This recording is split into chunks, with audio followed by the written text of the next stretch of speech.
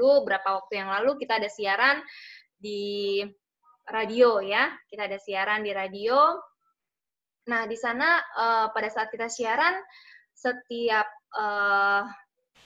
malam Jumat kalau nggak salah saya ya, setiap kali kita siaran itu radionya sudah memancarkan siarannya gitu. Nah, suatu ketika ada orang yang komplain misalnya gitu ya, bilang, aduh, ibu nih nggak nepatin janji, ibu nggak siaran.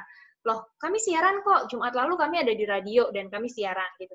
Tapi mana kok tempat saya nggak ada gitu ya, saya nggak bisa dengar siaran ibu, padahal saya sudah nungguin jamnya, sudah benar, kemudian saya sudah memastikan handphone saya semuanya baterainya terisi gitu, dan saya sudah memastikan supaya saya bisa tune in gitu ya. Nah, rupanya selidik punya selidik, setelah dicek bukan 102,3 FM, tetapi yang dia pencet adalah 102,3 AM misalnya. Oh, karena yang salah bukanlah kepada pemancarnya, bukan yang memberikan pesan, tetapi ternyata kesalahan ada di penerimanya gitu ya. Kalau misalnya kita nggak bisa menerima, akhirnya kita tidak mendapatkan apa yang ada di dalam kasih karunia itu, gitu ya.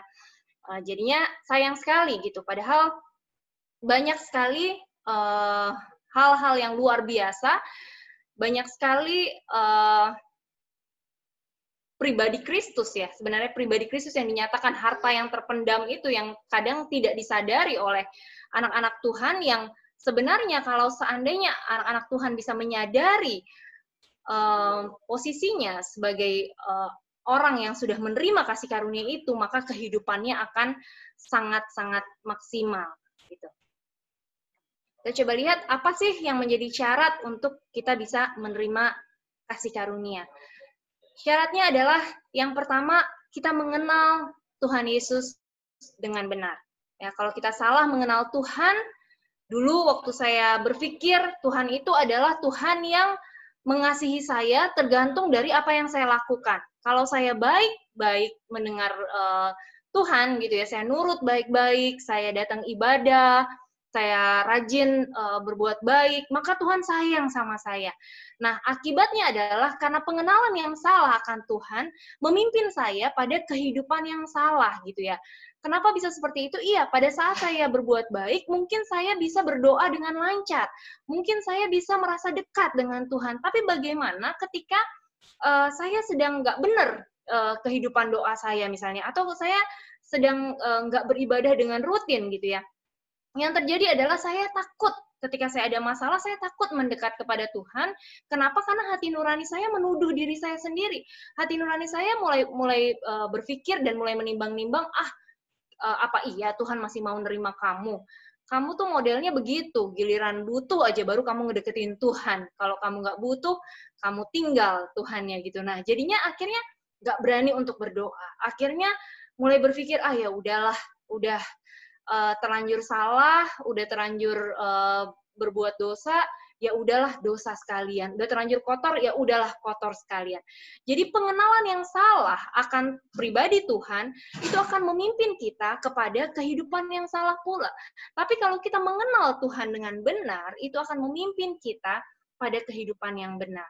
Waktu kita mengenal Tuhan dengan benar, bahwa kasih-Nya tidak pernah berubah dulu, sekarang, sampai selama-lamanya, Dia tetap Tuhan yang sama, tetap Tuhan yang sangat mengasihi kita, kasih-Nya tidak bergantung dari apa yang kita lakukan kepada Dia gitu ya, tetapi Dia mengasihi kita karena memang Dia adalah kasih itu sendiri, karena Tuhan yang terlebih dahulu memang mengasihi kita. Karena begitu besar kasih-Nya, bukan karena kasih kita yang rapuh dan mudah berubah-ubah, Dia mengasihi kita, tetapi karena kasih-Nya yang begitu besar. Itulah yang membuat Dia mengasihi kita, dan kasih-Nya tanpa syarat. Terlepas dari apapun yang kita lakukan, Tuhan tetap mengasihi kita. Nah, ketika saya tahu kebenaran itu, maka saya bisa dengan penuh keberanian menghampiri tahta kasih karunia. Kapanpun waktunya, bagaimanapun keadaannya, dan kita nggak terganggu ya. Dulu saya berpikir, ada lagu yang berkata, aku jauh, engkau jauh, aku dekat, engkau dekat. Itu benar gitu ya. Saya pikir, iya ya, kalau kita dekat sama Tuhan, Tuhan akan dekat sama kita. Dan kalau kita jauh, Tuhan akan jauh gitu. Tapi kalau di kita kebenarannya adalah kita dekat sama Tuhan, Tuhan tetap dekat sama kita. Sekalipun kita berusaha menjauh dari hadirat Tuhan, Tuhan tetap bersama-sama dengan kita. Gak pernah dilepaskan kita. Dia selalu ada di dalam setiap musim dalam kehidupan kita. Tidak pernah sedetik pun dia meninggalkan kita seorang diri. Sekalipun kita berkata kita mau terbang dengan sayap fajar, kita mau diam di ujung bumi, kita mau berkata biarlah kegelapan menutupi kehidupanku gitu ya. Tapi tetap bagi Tuhan kegelapan tidak akan menjadi gelap bagi kita. Karena ada terang kasih-Nya yang senantiasa bersama-sama dengan kita. Dia tidak akan pernah meninggalkan kita seorang diri. Dia selalu ada, dia selalu menemani, dia selalu mendampingi. Dan dia bahkan ketika kita berpikir kita berjalan seorang diri, rupanya langkah kaki satu yang kita pikir adalah langkah kaki kita yang sedang berjalan seorang diri, sebenarnya adalah langkah kaki Dia yang sedang menggendong kita gitu ya. Yang tidak pernah melepaskan kita dari pelukan erat-Nya. 2 Petrus 1 ayat yang kedua, kasih karunia dan damai sejahtera melimpahi kamu oleh pengenalan akan Allah dan akan Yesus Tuhan kita. Jadi kalau kita mau berlimpah-limpah kasih karunia dan damai sejahtera, miliki pengenalan akan Allah yang benar, ya. Miliki pengenalan akan Allah yang benar. Kalau kita lihat di 2 Petrus 1 ayat yang kelima, ya. 2 Petrus 1 ayat yang kelima, Bapak Ibu Saudara boleh coba buka di rumah. Dalam 2 Petrus 1 ayat yang kelima dikatakan, justru karena itu kamu harus dengan sungguh-sungguh berusaha untuk menambahkan kepada imanmu kebajikan, dan kepada kebajikan pengetahuan, dan kepada pengetahuan penguasaan diri, kepada penguasaan diri ketekunan, dan kepada ketekunan kesalehan, dan kepada kesalehan kasih akan saudara-saudara, dan kepada kasih akan saudara-saudara, kasih akan semua orang. Sebab apabila semuanya itu ada padamu dengan berlimpah-limpah, kamu akan dibuatnya menjadi giat dan berhasil dalam pengenalanmu akan Yesus Kristus, Tuhan kita. Tetapi barang siapa tidak memiliki semuanya itu, ia menjadi buta dan picik, karena ia lupa bahwa dosa-dosanya yang dahulu telah dihapuskan. Karena itu, saudara-saudaraku, berusahalah sungguh-sungguh, supaya panggilan dan pilihanmu makin teguh. Sebab jikalau kamu melakukannya, kamu tidak akan pernah tersandung. Hari Senin kemarin kita juga udah baca ayat ini ya. Kalau kita lihat ya dari ayat yang kelima, yang menarik dikatakan di sana justru karena itu, ya dikatakan justru karena itu. Terus kita bingung, justru karena apa ya? Justru karena apa? Justru karena itulah kamu harus menambahkan kepada imanmu kebajikan, gitu ya. Harus sungguh-sungguh menambahkan kepada iman kebajikan. Nah, justru karena itunya itu justru karena apa sih, gitu. Kalau kita pengen tahu justru karena itunya justru karena apa, kita lihat di ayatnya yang keempat, ya. Di ayat yang keempat, karena apa sih kita harus menambahkan dengan sungguh-sungguh kepada iman kita kebajikan, gitu ya. Nah, ternyata karena ayat yang keempat dikatakan, karena dengan jalan itu, ia telah menganugerahkan kepada kita janji-janji yang berharga dan yang sangat besar. Kenapa sih kalau kita harus dengan sungguh-sungguh menambahkan kepada iman kita kebajikan? Ya, kepada kebajikan pengetahuan, kepada pengetahuan penguasaan diri, kepada penguasaan diri ketekunan, dan seterusnya. Kenapa kok kita harus dengan sungguh-sungguh menambahkan? Karena rupanya Tuhan telah menganugerahkan kepada kita janji-janji yang berharga dan yang sangat besar. Jadi sayang banget kalau kita nggak nyadar bahwa ada janji-janji yang berharga dan yang sangat besar yang Tuhan anugerahkan kepada kita.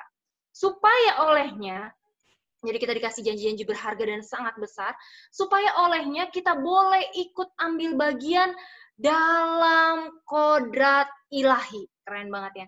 Kita boleh ikut ambil bagian dalam kodrat ilahi. Dulu kalau saya berpikir ya, kita dulu seringkali pakai kata kodrat, pakai kata nasib, pakai kata apa lagi ya, ya nasib lah ya, kok udah kodratnya lah gitu. Seringkali kita memakai kata-kata itu untuk menggambarkan betapa malangnya hidup gitu ya, betapa susahnya hidup, ya emang udah kodratnya beginilah, mau bilang apa lagi gitu ya, emang udah nasibnya beginilah, mau gimana lagi, apalagi yang kita bisa lakukan, seolah-olah kita nggak bisa melakukan apapun untuk merubah itu semua. Tapi tahukah kita bahwa kodrat yang Tuhan berikan dalam hidup kita bukan kodrat untuk hidup dalam sial, bukan kodrat untuk hidup dalam masalah, bukan kodrat untuk hidup dalam keadaan yang tidak menyenangkan. Tetapi kodrat yang Tuhan tetapkan dalam setiap kita, pribadi lepas pribadi, adalah untuk ikut ambil bagian dalam kodrat ilahi. Wow, keren banget ya. Bukan kodratnya kita, bukan kodrat manusia, ya, tetapi kodratnya Tuhan. Kodrat ilahi, keren banget ya. Jadi ngebayangin ayat ini aja merinding rasanya ya. Makanya kita bisa luput dari hawa nafsu duniawi yang membinasakan dunia. Gitu. Jadi kita diberikan janji-janji yang berharga dan yang sangat besar untuk ikut ambil bagian dalam kodrat ilahi. Itu keren banget, keren banget. Nah, kalau kita bertanya, jadi justru karena itu, gitu ya, justru karena itu, Tuhan telah menganugerahkan kepada kita janji-janji yang berharga, dan supaya kita ikut ambil bagian dalam kodrat ilahi. Justru karena Tuhan sudah menganugerahkan kepada kita janji yang berharga dan yang sangat besar, dan justru karena Tuhan sudah menganugerahkan kepada kita untuk ikut ambil bagian dalam kodrat ilahinya, maka kita dengan sungguh-sungguh diminta untuk berusaha. Ya, kalau kita kenal ini aja, mengenal Tuhan dengan benar, bahwa Dia punya rancangan yang begitu dahsyat dalam hidup kita, begitu luar biasa, begitu besar, ya, jauh lebih besar dari apa yang dapat kita pikirkan, sungguh jauh lebih besar dari apa yang dapat kita pikirkan dan dari apa yang dapat kita bayangkan selama ini, bahwa ada janji-janji yang begitu berharga dan sangat besar, bahwa kita ditakdirkan untuk ikut ambil bagian dalam kodrat ilahi. Gitu ya. Makanya karena itu berusaha dengan sungguh-sungguh menambahkan kepada iman kebajikan, kepada kebajikan pengetahuan dan seterusnya. Nah, kalau kita lihat di 2 Petrus 1 ayat yang keempat dibilangnya kan dengan jalan itu gitu ya. Nah, dengan jalan itu dengan jalan yang mana gitu ya. Kita kan bingung lagi gitu. Tadi justru karena itu, justru karena apa? Kita udah tahu justru karena kita diberikan janji yang berharga dan yang sangat besar dan karena kita ikut ambil bagian dalam kodrat ilahi, makanya kita diminta untuk dengan sungguh-sungguh. Nah, tapi kalau dibilang dengan jalan itu, jalan yang mana gitu ya? Kan kita bertanya kembali gitu ya, jalan yang mana? Nah, untuk tahu jalan yang mana yang dimaksud, maka ayat yang bisa menjelaskan adalah ayat di dalam 2 Petrus 1 ayat yang kedua ini, yang baru saja kita baca. 2 Petrus 1 ayat yang kedua sampai ayat yang ketiga. Dikatakan di sana, kasih karunia dan damai sejahtera melimpahi kamu oleh pengenalan akan Allah dan akan Yesus Tuhan kita. Ya, karena kuasa ilahinya telah menganugerahkan kepada kita segala sesuatu yang berguna untuk hidup yang saleh oleh pengenalan kita akan Dia yang telah memanggil kita oleh kuasanya yang mulia dan ajaib. Ya, dengan jalan inilah. Dengan jalan ini, Tuhan memberikan kepada kita janji yang berharga dan yang sangat besar, supaya setiap kita boleh ikut ambil bagian dalam kodrat ilahi. Dengan jalan bagaimana? Dengan jalan kasih karunia dan damai sejahteranya yang dilimpahkan kepada kita oleh pengenalan akan Allah. Waktu kita mengenal Allah dengan benar, kasih karunia dan damai sejahtera berlimpah-limpah di dalam kehidupan kita. Gitu ya. Nah, dari ayat kedua dan ayat ketiga ini, yang dapat kita simpulkan adalah, yang pertama, kasih karunia dan damai sejahtera melimpahi kita, karena pengenalan akan Allah dan akan Yesus Kristus. Tanpa pengenalan, kita nggak bisa mengalami kelimpahan kasih karunia dan damai sejahtera. Nggak bisa, gitu ya. Jadi diperlukan pengenalan yang benar, supaya kita bisa menikmati kasih karunia dan menikmati damai sejahteranya ini. Nah, yang kedua, karena kuasa ilahinya, Tuhan telah menganugerahkan kepada kita segala sesuatu yang berguna untuk hidup yang saleh oleh pengenalan kita akan Dia. Sekali lagi, pengenalan akan Dia ini jadi penekanan. Ya, dengan pengenalan akan Allah dan Yesus, maka kita akan mengerti bahwa kita telah menerima segala sesuatu yang berguna untuk kita bisa hidup yang saleh.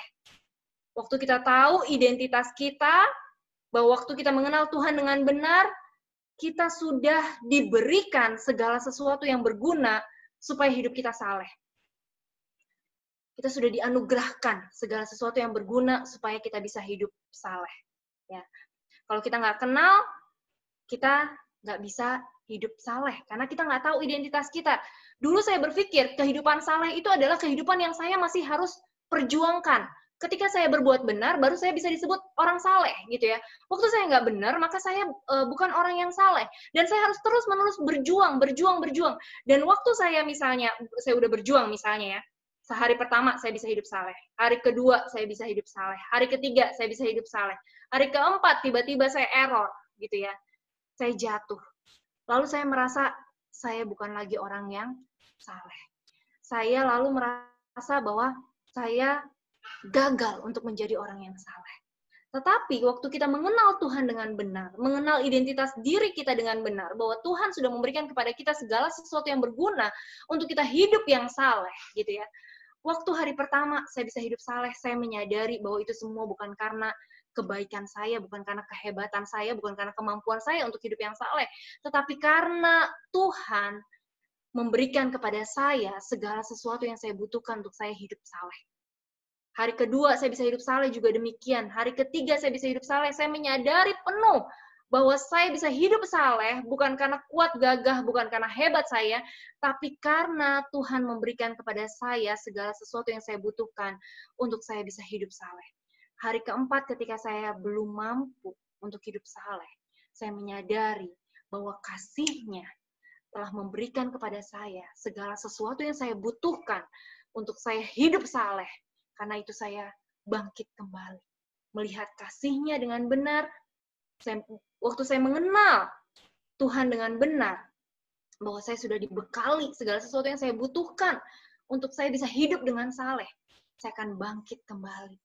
Dan saya akan menyadari kembali identitas saya di dalam Tuhan. Yang ketiga, kita telah dipanggil oleh kuasa-Nya yang mulia dan ajaib untuk hidup dalam panggilan-Nya, dan kuasa-Nya yang mulia dan ajaib telah dianugerahkan kepada kita, diperuntukkan diperlukan pengenalan akan Allah dan akan Yesus Kristus. Jadi untuk bisa memenuhi panggilan-Nya, untuk bisa hidup di dalam kuasa-Nya yang mulia dan ajaib, kita telah dianugerahkan keperluan untuk kita bisa mengenal Tuhan dengan benar, gitu ya. Jadi yang dimaksud dengan jalan itu adalah dengan jalan memanggil kita oleh kuasa-Nya yang mulia dan ajaib. Dia mengaruniakan kepada kita janji-janji yang berharga dan sangat besar itu. Jadi kalau kita mengenal Tuhan dengan benar, kalaupun kita bisa dengan sungguh-sungguh, gitu ya, dengan sungguh-sungguh, itu bukan karena kita yang berjuang dengan sungguh-sungguh. Jadi kalaupun kita berusaha dengan sungguh-sungguh untuk menambahkan kepada iman kita kebajikan dan seterusnya gitu ya. Itu semua bukan karena supaya kita mendapatkan kasih karunia Tuhan, bukan ya. Tapi justru sebaliknya, karena kita sudah mendapatkan kasih karunia dari Tuhan, kita merasakan damai sejahtera ketika kita memiliki pengenalan akan Tuhan dengan benar, maka kita akan menambahkan kepada iman kita kebajikan, gitu ya. Jadi kita melakukan itu semua bukan supaya kita dikasihi, bukan supaya Tuhan lebih lagi mengasihi kita, bukan, tetapi justru dasarnya karena kita sudah menerima kasih dan kemurahan Tuhan, dan karena itulah kita berbuat, gitu ya. Kita menambahkan dengan sungguh-sungguh menambahkan. 2 Petrus 3 ayat 18, tetapi bertumbuhlah dalam kasih karunia, dalam pengenalan akan Tuhan dan Juru Selamat kita, Yesus Kristus. Ya, firman Tuhan mengajarkan kita untuk terus bertumbuh di dalam kasih karunia, dalam pengenalan akan Tuhan dan Juru Selamat kita, Tuhan Yesus. Baginya lah kemuliaan sekarang dan sampai selama-lamanya. Kemudian syarat yang kedua, gimana caranya supaya kita bisa menerima kasih karunia? Yang pertama, mengenal Tuhan Yesus dengan benar. Yang kedua, supaya kita bisa menerima kasih karunia Tuhan dengan cara beriman kepada Tuhan Yesus. Roma 5 ayat 2 dikatakan, oleh Dia kita juga beroleh jalan masuk oleh iman kepada kasih karunia ini. Di dalam kasih karunia ini kita berdiri dan kita bermegah dalam pengharapan akan menerima kemuliaan Allah.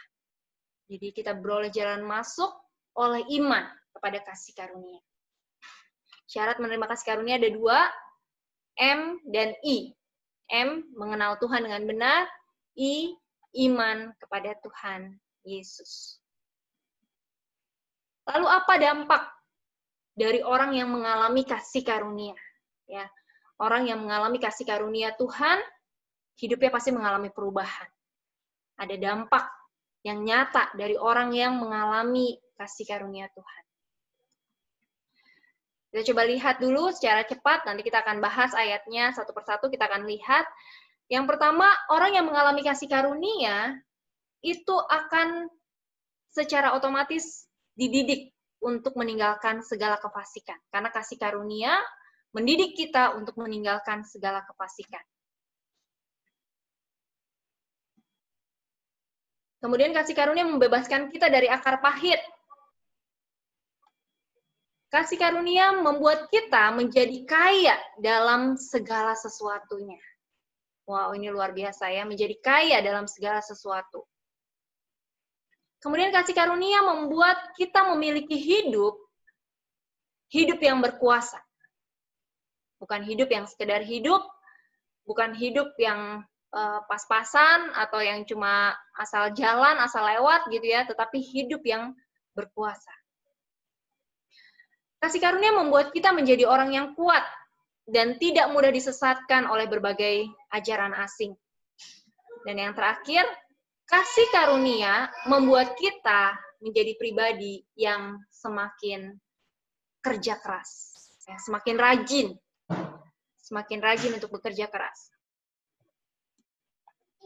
Kita lihat ayatnya satu-satu ya.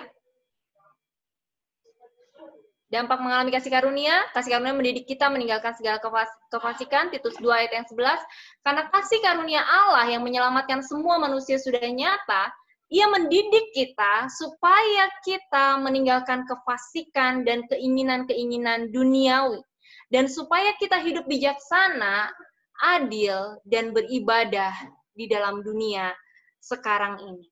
Jadi, orang yang berkata kalau dia sudah mengalami kasih karunia Tuhan, tetapi hidupnya justru masih sibuk memikirkan dirinya sendiri, gitu ya, dan masih memuaskan kedagingan, sebenarnya ini karena kurangnya pengenalan, ya. Karena orang yang mengenal kasih karunia dengan benar, itu pasti tidak lagi hidup untuk dirinya sendiri, tetapi tidak lagi mengejar keinginan-keinginan duniawi ya, tetapi justru hidup bijaksana, adil, dan beribadah di dalam dunia sekarang ini. Ketika kita mengalami kasih karunia Tuhan, mengalami kasih-Nya yang begitu besar dalam hidup kita, mengalami kasih-Nya yang tidak bersyarat, Dia mati bagi kita, Dia menebus dosa-dosa kita, pada saat itu kita menyadari bahwa kita sudah selesai dengan diri kita.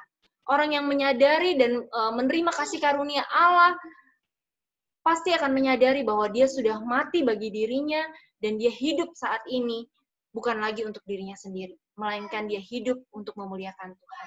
Tidak lagi memusingkan keinginan-keinginan duniawi. Kemudian kasih karunia itu membebaskan kita dari akar pahit. Ya.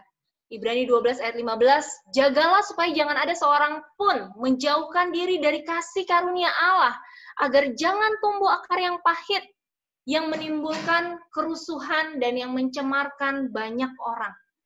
Ya, kalau ada orang yang kepahitan, ada orang yang masih suka marah-marah gitu ya, menimbulkan kerusuhan, yang suka bikin ribut, ya, suka bikin rusuh dan suka mencemarkan banyak orang, suka nyakitin, suka melukai banyak orang. Itu kuncinya adalah karena dia belum mengalami kasih karunia Allah, gitu ya. Jadi makanya dikatakan jagalah supaya jangan ada seorang pun yang menjauhkan diri dari kasih karunia Allah. Jadi waktu kita menjauh dari kasih karunia Allah, kita mulai berupaya untuk menyenangkan hati Allah dengan usaha dan perbuatan kita, mulai merasa kebenaran kita sendiri bisa menolong kita untuk mendapatkan kemurahan Tuhan gitu ya. Nah, pada saat itulah kita, tanpa kita sadari, kita menjauhkan diri dari kasih karunia Allah. Nah, waktu kita menjauhkan diri dari kasih karunia Allah, yang terjadi adalah akar pahit akan mulai timbul, gitu ya. Kemudian orang yang mengalami kasih karunia menjadi kaya dalam segala sesuatu. 2 Korintus 8 ayat yang ke-7, ini ayat luar biasa banget ya waktu saya belajar ayat ini sangat powerful banget ya, menjadi kaya dalam segala sesuatu. 2 Korintus 8 ayat 7, maka sekarang sama seperti kamu, kaya dalam segala sesuatu, dalam iman, dalam perkataan, dalam pengetahuan, dalam kesungguhan untuk membantu, dan dalam kasihmu terhadap kami. Demikianlah juga hendaknya kamu kaya dalam pelayanan kasih ini. Saudara-saudara, kami hendak memberitahukan kepada kamu tentang kasih karunia yang dianugerahkan kepada jemaat-jemaat di Makedonia, karena kamu telah mengenal kasih karunia Tuhan kita Yesus Kristus, bahwa Ia yang oleh karena kamu menjadi miskin, sekalipun Ia kaya, supaya kamu menjadi kaya oleh karena kemiskinannya. Bayangin ya, Tuhan yang adalah Raja di atas segala raja, pemilik segala yang ada, Dia jadi miskin karena kita, ya. Dia jadi miskin karena kita mengambil rupa seorang hamba, menjadi sama dengan manusia, sekalipun Ia kaya raya, Dia punya tujuan supaya kita jadi kaya oleh karena kemiskinannya, ya. Saya percaya kalau kita menyadari identitas ini aja ya, sama seperti kamu kaya dalam segala sesuatu, orang yang kaya dalam iman, kaya dalam perkataan, kaya dalam pengetahuan, kaya dalam kesungguhan untuk membantu, dan kaya dalam kasih. Kalau saya pikir-pikir, ini orang seperti ini pasti dia akan disukai juga oleh banyak orang ya, pasti akan disukai oleh banyak orang, dan orang kalau udah disukai sama banyak orang pasti rezeki akan ngejar kan gitu ya, pasti secara otomatis rezeki juga akan datang bertubi-tubi, makanya dikatakan kaya dalam segala sesuatu gitu. Tetapi bukan itu yang menjadi fokus utama dalam hidup kita gitu, bukan kekayaan yang menjadi fokus utama dalam hidup kita, tetapi memang Tuhan sudah memberikan kepada kita kekayaan ini, kekayaan yang sangat luar biasa, yang kekayaan yang nilainya kalau menurut saya jauh lebih luar biasa daripada hanya sekedar kekayaan materi. Ya. Kita jauh lebih kaya daripada orang yang terkaya secara materi. 1 Korintus 1 ayat yang keempat dikatakan, aku senantiasa mengucap syukur kepada Allahku karena kamu atas kasih karunia Allah yang dianugerahkannya kepada kamu dalam Kristus Yesus. Sebab di dalam Dia, kamu telah menjadi kaya dalam segala hal, dalam segala macam perkataan dan segala macam pengetahuan, sesuai dengan kesaksian tentang Kristus yang telah diteguhkan di antara kamu. Demikianlah kamu tidak kekurangan dalam satu karunia pun, sementara kamu menantikan penyataan Tuhan kita, Yesus Kristus. Wow, ini kalau kita renungkan ya, ayat ini aja luar biasa banget ya. Sudah dianugerahkan kita, di dalam Dia, kita sudah menjadi kaya dalam segala hal. Ya. Jadi kalau kita ngerasa kita orang yang nggak punya apa-apa, kita orang yang miskin, gitu, orang yang paling malang sedunia, itu salah besar ya. Karena di dalam Tuhan, kita kaya dalam segala hal. Dalam segala macam perkataan, dalam segala macam pengetahuan, kita kaya di dalamnya.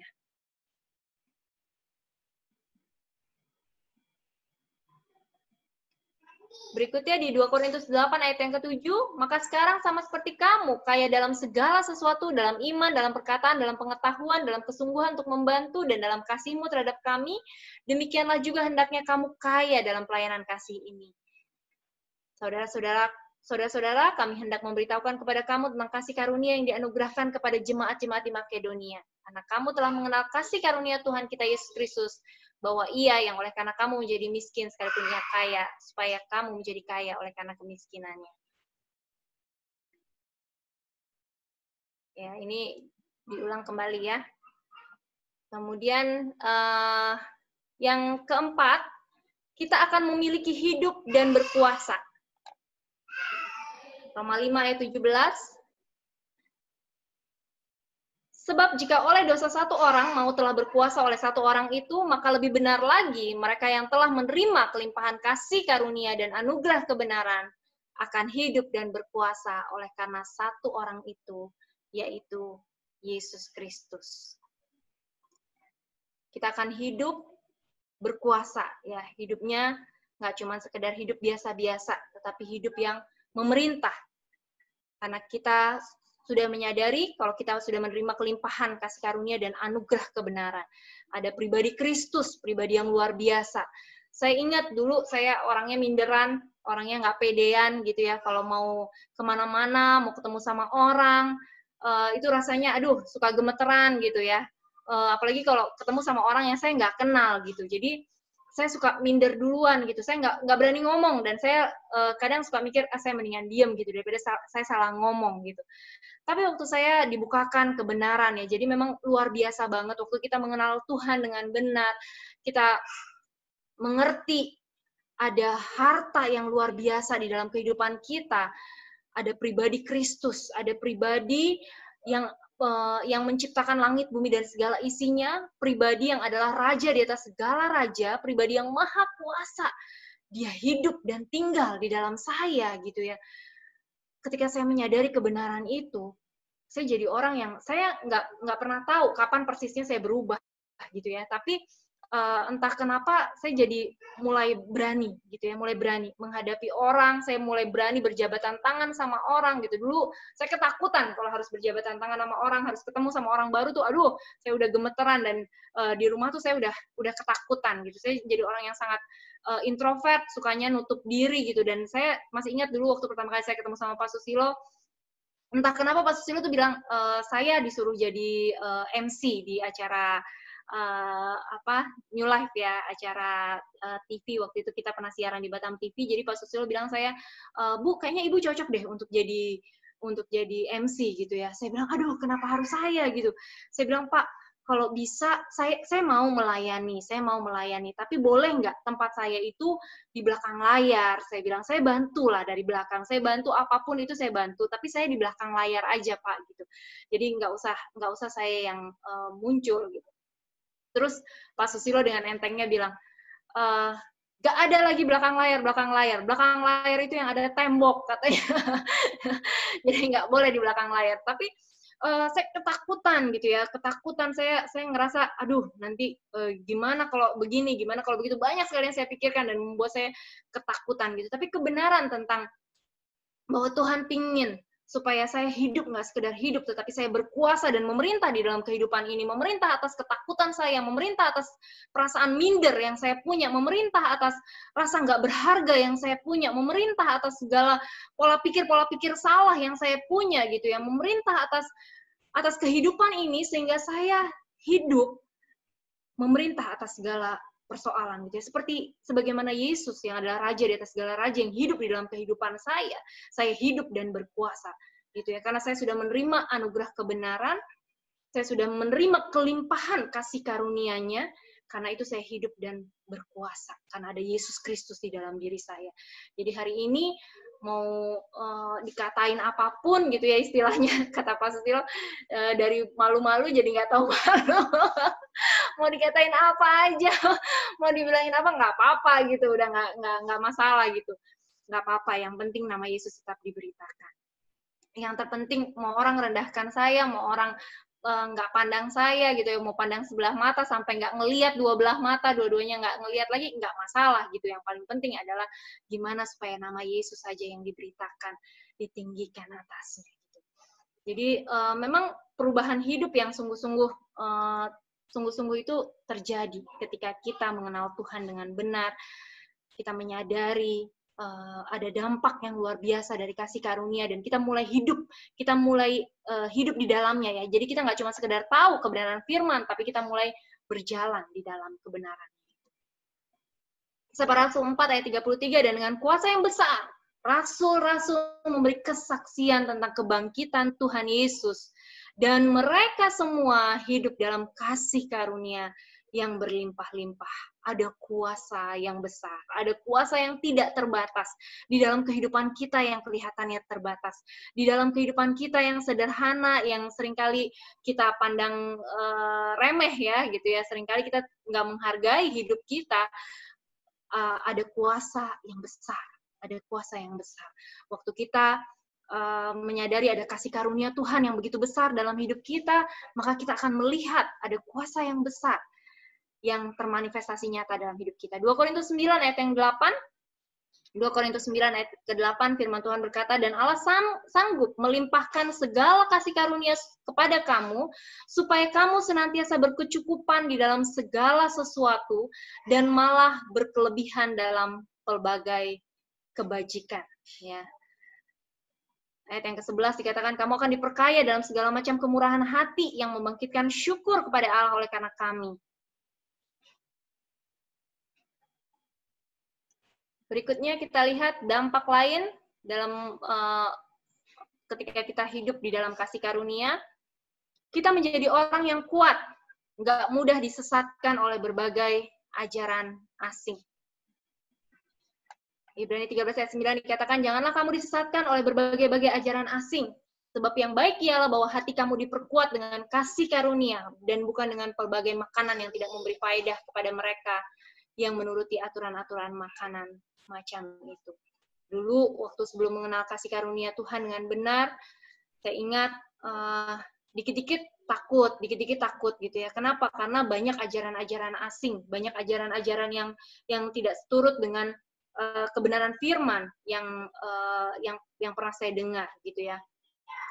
Tapi waktu mengenal kasih karunia Tuhan dengan benar, secara otomatis ajaran-ajaran salah itu bisa luntur dari kehidupan kita gitu. Kemudian kasih karunia ini membuat kita bekerja keras. 1 Korintus 15 ayat yang ke-10, tetapi karena kasih karunia Allah, aku adalah sebagaimana aku ada sekarang. Dan kasih karunia yang dianugerahkannya kepadaku tidak sia-sia. Sebaliknya, aku telah bekerja lebih keras daripada mereka semua. Tetapi bukannya aku, melainkan kasih karunia Allah yang menyertai aku. Waktu kita hidup di dalam kasih karunia-Nya, kita akan menghasilkan pekerjaan-pekerjaan yang besar. Tapi bukan karena kita yang hebat. Uniknya di sana ya, kita semakin kita menyadari kasih karunia Tuhan, semakin hati kita terbakar oleh rasa cinta akan Tuhan, semakin rasanya kita nggak butuh apa-apa lagi gitu. Kayaknya kerinduan kita cuma satu deh. Kerinduan kita adalah melakukan apa yang Tuhan mau kita lakukan di dalam hidup ini. Kita udah nggak lagi punya agenda pribadi, nggak lagi punya kepentingan pribadi, nggak lagi melakukan apa-apa yang mengenakan bagi kedagingan kita, tapi fokus kita adalah melakukan kehendak-Nya. Berlari-lari pada panggilan sorgawi. Ikut apa yang Tuhan mau. Tiba-tiba kita akan kaget sendiri ngelihat gimana kita kok bisa berubah jadi orang yang rajin, bekerja keras, karena kita semakin menyadari bahwa itu semua bukan karena kita, tetapi karena kasih karunia Allah yang bekerja di dalam kita. Nah, untuk kita bisa menjadi kuat, kita harus selalu ingat pemimpin-pemimpin kita yang sudah mengajarkan firman Allah. Pak Gembala bilang sama saya dari dulu ya, kalau kamu ingin menjadi seorang pemimpin yang baik, kamu harus menjadi seorang pengikut yang baik. Nggak mungkin kamu bisa menjadi seorang pemimpin yang baik kalau kamu nggak jadi pengikut yang baik gitu ya. Gimana mungkin kita bisa bilang kita taat sama Tuhan yang nggak kelihatan, kalau sama pemimpin rohani kita yang kelihatan, kita nggak taat. Gitu ya. Kalau sama pemimpin kita yang di dunia ini, yang kita bisa lihat, kita nggak taat. Gitu. Dalam perjalanan saya melayani bersama-sama dengan Bapak Gembala, kadang-kadang ada banyak hal yang berbeda. Ya. Ada banyak hal yang kami nggak sejalan. Gitu ya. Ada banyak hal yang Pak Gembala putuskan A, saya merasa kayaknya nggak itu, gitu. Kayaknya nggak itu. Ada banyak hal yang kadang membuat rasanya pengen berontak ya, pengen rasanya aduh nggak seperti ini, dan pengen apa yang jadi keputusan kita, apa yang kita anggap benar itu kita pengen itu yang dilakukan gitu. Tapi dalam beberapa tahun ini ya, bersama-sama dengan beliau melayani 10 tahun ya, kurang lebih hampir 10 tahun melayani bersama-sama dengan beliau, pada akhirnya saya sampai pada satu kesimpulan bahwa seringkali sebagai seorang anak rohani, kita belum melihat sejauh apa yang Bapak rohani kita lihat gitu ya. Kita melihat dengan pandangan yang seringkali pendek. Kita hanya bisa melihat pendek gitu. Kita nggak melihat secara komprehensif. Kita nggak melihat segala sesuatunya dari sudut pandang yang utuh gitu. Tapi Bapak rohani kita lah yang menolong kita untuk melihat secara keseluruhan gitu ya, melihat secara keseluruhan, mendengar suara Tuhan, berjaga-jaga atas jiwa kita gitu. Karena itu kita harus selalu ingat dalam segala hal, kita harus selalu ingat apa yang pemimpin rohani kita sudah ajarkan gitu ya. Sekalipun kadang-kadang rasanya bertentangan dengan apa yang kita mau, sekalipun rasanya nggak masuk di logika kita gitu ya, tapi belajar dengar nurut saja baik-baik, belajar dengar nurut saja baik-baik gitu ya, belajar dengar nurut, dan pada saatnya kita akan melihat, pada saatnya kita pasti akan melihat kok gitu. Kalau saat ini kita belum melihat, bukan berarti Bapak rohani kita salah gitu, bukan berarti Bapak rohani kita salah.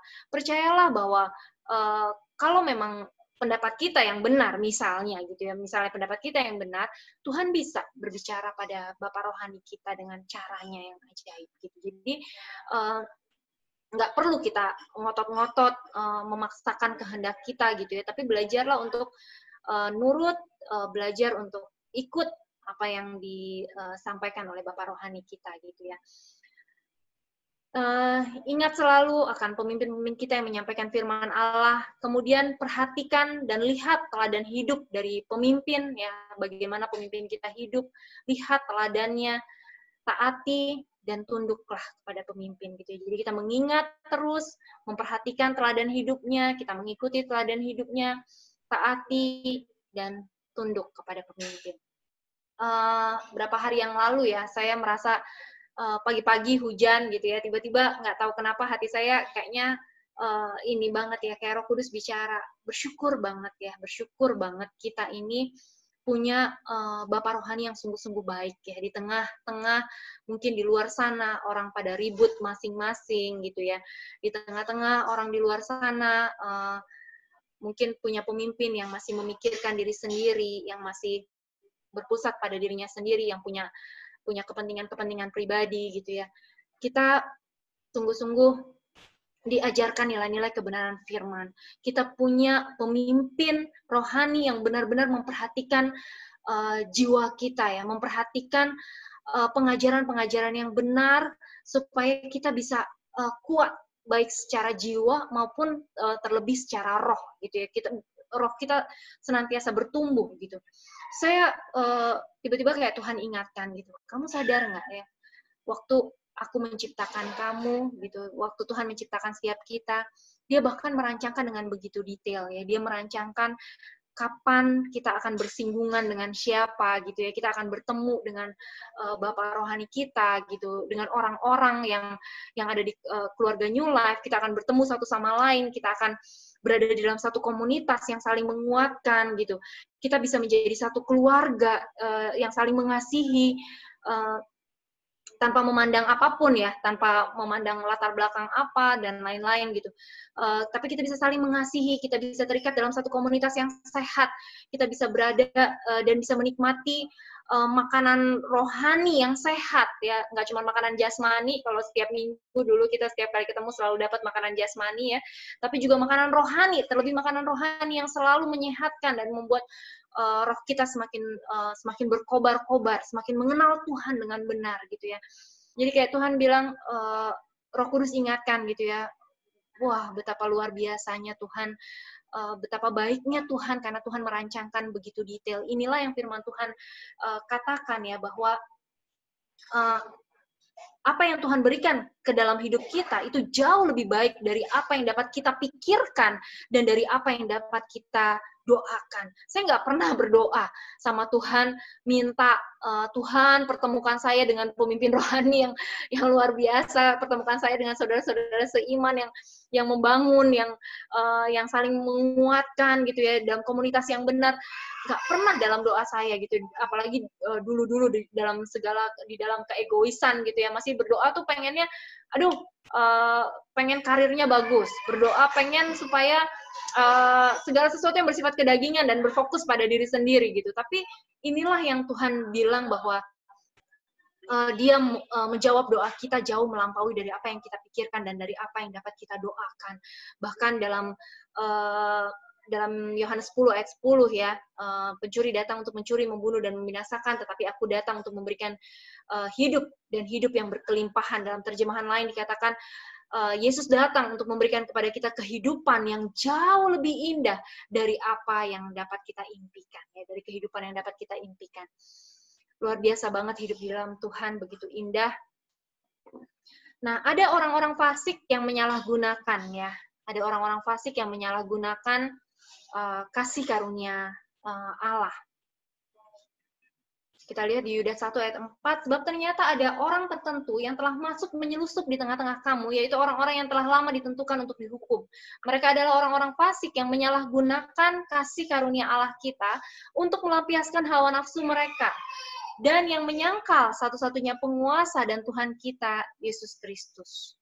Tetapi, sekalipun kamu telah mengetahui semuanya itu dan tidak meragukannya lagi, aku ingin mengingatkan kamu bahwa memang Tuhan menyelamatkan umatnya dari tanah Mesir, namun sekali lagi membinasakan mereka yang tidak percaya.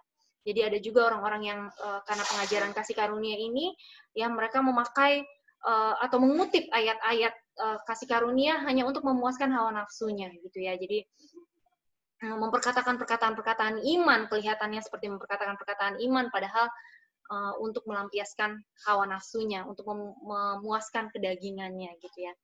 Dalam Ibrani 13 ayat yang ke-7, kita diingatkan, Ibrani 13 ayat yang ke-7, firman Tuhan berkata, Bapak Ibu Saudara boleh buka di rumah ya, Ibrani 13 ayat yang ke-7, ingatlah akan pemimpin-pemimpin kamu yang telah menyampaikan firman Allah kepadamu. Perhatikanlah akhir hidup mereka dan contohlah iman mereka. Kalau kita lihat ya di situ, dan ayat yang ke-8 dikatakan Yesus Kristus tetap sama baik kemarin maupun hari ini dan sampai selama-lamanya. Ibrani 13 ayat yang ke-17 dikatakan, taatilah pemimpin-pemimpinmu dan tunduklah kepada mereka, sebab mereka berjaga-jaga atas jiwamu sebagai orang-orang yang harus bertanggung jawab atasnya. Dengan jalan itu mereka melakukannya dengan gembira, bukan dengan keluh kesah, sebab hal itu tidak akan membawa keuntungan bagimu.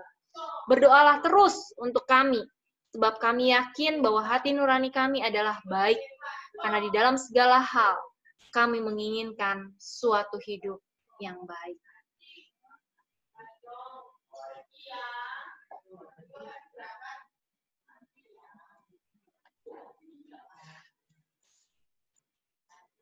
Kita ulang kembali ya. Jadi kita sudah belajar sumber kasih karunia. Yang menjadi sumber kasih karunia adalah Allah sendiri. Ya, sumber kasih karunia adalah Allah, bukan karena perbuatan. Kemudian karakteristik dari kasih karunia itu ada BCL, bukan karena perbuatan. C, diberikan secara cuma-cuma. Kemudian L, lebih berlimpah daripada dosa. S, K, sekarang kita belajar lagi S. Syarat kasih karunia. Syarat kasih karunia ada 2, M-I. M yang pertama, mengenal Tuhan dengan benar. Dan yang kedua, iman. Kemudian, kita belajar dampak kasih karunia. Dampak kasih karunia ada 5M. Mendidik, meninggalkan segala kefasikan. Kemudian membebaskan dari akar pahit. Kemudian yang ketiga, menjadikan kita kaya dalam segala sesuatu. Dan membuat kita menjadi orang yang suka memberi. Kemudian yang keempat, memiliki hidup dan berkuasa. Yang kelima, menjadi kuat. nggak mudah disesatkan oleh berbagai-bagai ajaran asing. Dan yang keenam, membuat kita bekerja keras. Jadi ada 5M, 1B.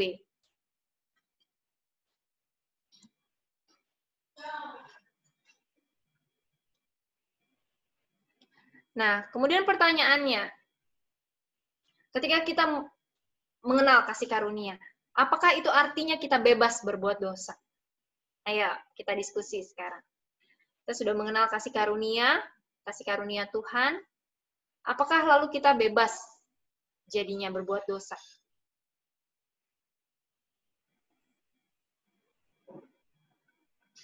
Bapak Ibu Saudara boleh di-unmute yang mau menjawab. Bu Mifong, yuk. Bu Mifong udah unmute nih kayaknya nih. Nggak bebas. Nggak bebas lah melakukan dosa. Malah takut gitu loh. Istilah gini loh, setiap itu ada sebab akibatnya gitu. Jadi semakin pokoknya kita nggak bisa bebas berbuat dosa karena dosa itu ada akibat-akibatnya yang luar biasa gitu. Dosa diampuni karena ya Tuhan mengampuni kita, tetapi itu akibat-akibatnya itu akan kita tanggung sendiri gitu. Seperti Daud kan waktu itu dia melakukan dosa zina gitu, akhirnya itu akibatnya itu tuayannya itu akibatnya itu ngeri banget gitu. Memang diampuni kan dosa Daud, tapi kan akibat-akibatnya gitu seperti itu gitu. Jadi semakin kita nggak bisa berbuat, maksudnya karena kasih karunia kita berbuat dosa, enggak gitu. Kita tak sendiri istilahnya tuh ada akibatnya lah, seperti itulah gitu, seperti itu. Jadi nggak bebas berbuat dosa gitu. Nggak bebas berbuat dosa ya. Justru semakin kita menyadari bahwa kita sudah dibenarkan ya, kita sudah disucikan, kita sudah dikuduskan. Justru sebenarnya pada saat itulah kita akan semakin nggak mau ya ngotorin diri kita. Sama seperti kalau wanita udah cantik, udah dandan gitu ya, udah pakai baju bagus, pasti jalan hati-hati banget gitu ya. Kadang orang yang udah pakai lipstik gitu, atau yang udah pakai bulu mata palsu, mau ngedipin mata aja tuh biasanya tuh apa ya, pelan-pelan. Kalau udah pakai lipstik, mau senyum itu kayaknya kalau bisa jangan lebar-lebar senyumnya, nanti rusak lipstiknya gitu ya. Karena kenapa, udah ngerasa udah cantik gitu ya, udah cantik, jadi pengen mempertahankan kecantikannya itu gitu ya. Jadi ya kalau kita menyadari bahwa kita sudah dibenarkan bukan dengan emas, perak, bukan dengan barang yang fana, tetapi dengan darah yang mahal, kita sudah ditebus, kita sudah dibenarkan, disucikan, dikuduskan. Ya tentu secara otomatis kita sudah ngerasa diri kita cemerlang gitu ya, kita nggak mau lagi ngotorin diri kita dengan perbuatan-perbuatan yang sia-sia ya. Kalau kita lihat kita punya imam besar agung yang melintasi semua langit, yaitu Yesus anak Allah, makanya kita berpegang teguh pada pengakuan iman kita. Sebab imam besar yang kita punya bukan imam besar yang nggak bisa turut merasakan kelemahan-kelemahan kita. Sama seperti kita, ia telah dicobai, hanya dia tidak berbuat dosa. Makanya kita bisa dengan penuh keberanian menghampiri tata kasih karunia, supaya kita bisa menerima rahmat dan menemukan kasih karunia untuk mendapat pertolongan kita pada waktunya. Kita menyadari ada imam besar yang turut merasakan kelemahan-kelemahan. Dia dicobai, tapi dia nggak berbuat dosa, nggak membiarkan dirinya berdosa gitu ya. Saya sampai hari ini yang saya dapat tuh ya, kayak misalnya saya mau marah kadang-kadang, saya tergoda pengen banget marah gitu ya. Tapi kadang Roh Kudus kayak bisa ngingetin gitu dengan caranya yang sangat sangat lucu, tapi menurut saya itu sangat efektif ya. Kayak Tuhan ingetin bahwa sebenarnya kamu sebelum kamu memutuskan untuk kamu marah, kamu punya sepersekian detik untuk memutuskan kamu mau marah atau enggak. Sama juga halnya dengan dosa gitu ya. Kita punya kok sebenarnya gitu loh. Walaupun kita mungkin seperberapa detik gitu ya. Kalau terbersit kadang-kadang pengen bohong atau apalah gitu. Tapi kita punya seperberapa detik untuk kita, sebelum kita mengambil tindakan itu, kita diingatkan oleh Roh Kudus gitu ya, untuk menyadari bahwa ada imam besar yang turut merasakan segala kelemahan kita, Dia sama seperti kita, dia pernah tinggal di dunia ini, dia merasakan gimana dijahatin sama orang, dikhianati sama orang, bagaimana dia tidak membalas orang yang mau menangkap dia, justru dia menyembuhkan orang yang yang telinganya putus karena pedang gitu ya. Padahal orang itu adalah orang yang mau menangkap dia justru mendoakan orang-orang yang mau menyalibkan dia, mengampuni mereka gitu ya, justru melepaskan berkat atas musuh-musuhnya gitu. Dan kuasa yang luar biasa itu, kasih yang begitu besar itu ada di dalam setiap kita gitu. Jadi dia yang sudah ikut merasakan kelemahan kita, dia ada di dalam kita dan dia memampukan kita karena dia nggak berbuat dosa, dia ada di dalam kita dan dia memampukan kita untuk hidup dengan benar ya. Ibu Rita, kalau misalnya hidup dalam kasih karunia sama juga hidup dipimpin oleh Roh Kudus bukan? Iya, betul. Jadi kita akan hidup di dalam Roh Kudus, kita mendengar apa yang Roh Kudus katakan. Gitu. Menyadari betapa besarnya kasih karunia Tuhan dalam hidup kita. Iya, kalau misalnya kita berbuat dosa, itu kan mendukakan Roh Kudus Tuhan juga ya? Iya, betul. Dan waktu Roh Kudus berduka, sebenarnya kita pun berduka, karena kan Roh Kudus sama kita sudah manunggal ya, sudah jadi satu. Jadi waktu Roh Kudus berduka, kita pun juga ikut merasakan duka. Kita juga akan merasa bersedih gitu. Hati nurani kita pun jadi merasa nggak damai gitu. Iya, nggak enak itu yang bikin nggak enak, merasa nggak enak. Nah, tapi kadang-kadang hidupnya udah itu, cumannya kadang-kadang suka itu nggak kayak ditipu lah, mesti lihat iblis gitu loh. Perasaan kita lakukan yang benar, padahal itu kagak bener gitu loh. Itu yang jadi masalah kadang-kadang. Makanya harus ngerti kebenaran terus deh, supaya maksudnya hidupnya yang sesuai dengan yang Tuhan mau gitu. Iya. Dan coba lihat di 1 Yohanes 2 ayat yang pertama, Bu. 1 Yohanes 2 ayat yang pertama.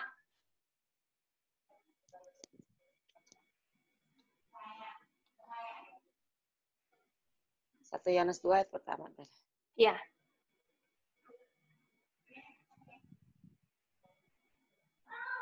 Anak-anakku, hal-hal ini kutuliskan kepada kamu, supaya kamu jangan berbuat dosa. Namun jika seorang berbuat dosa, kita mempunyai seorang pengantara pada Bapa, yaitu Yesus Kristus yang adil. Iya. Ayat yang keduanya, Bu. Dan ia adalah perdamaian untuk segala dosa kita, dan bukan untuk dosa kita saja, tetapi juga untuk dosa seluruh dunia. Iya, jadi waktu kita hati nurani kita mulai menuduh ya, kadang-kadang waktu kita berbuat dosa, kita mulai merasa limbung ya, kadang-kadang mulai merasa galau, mulai merasa nggak enak perasaan, tapi kita harus juga mengkhotbahkan Injil kepada diri kita, Bu, setiap hari. Karena kenapa? Kalau nggak kita kena tipu muslihat lagi dari si jahat gitu. Kita mulai berpikir, oh aku percumalah gitu. Kadang-kadang kita bisa berpikir bahwa rasanya percuma kita sudah dibenarkan, kan toh kita masih jatuh lagi gitu ya. Tapi firman Tuhan mengingatkan kita, hal-hal ini kutuliskan kepada kamu supaya kamu jangan berbuat dosa. Namun jika seorang berbuat dosa, kita juga harus ingatin diri kita bahwa kita mempunyai seorang pengantara kepada Bapa, yaitu Yesus Kristus yang adil. Dan dia adalah pendamaian untuk segala dosa kita, dan bukan untuk dosa kita saja, tetapi juga untuk dosa seluruh dunia. Jadi kita bisa damai sejahtera lagi gitu, Bu. Jadi kalaupun kita kita ngerasa nggak enak, kita nggak berlarut-larut gitu, merasa nggak enak gitu ya. Mesti dihafalin gitu. Ya ayat ini.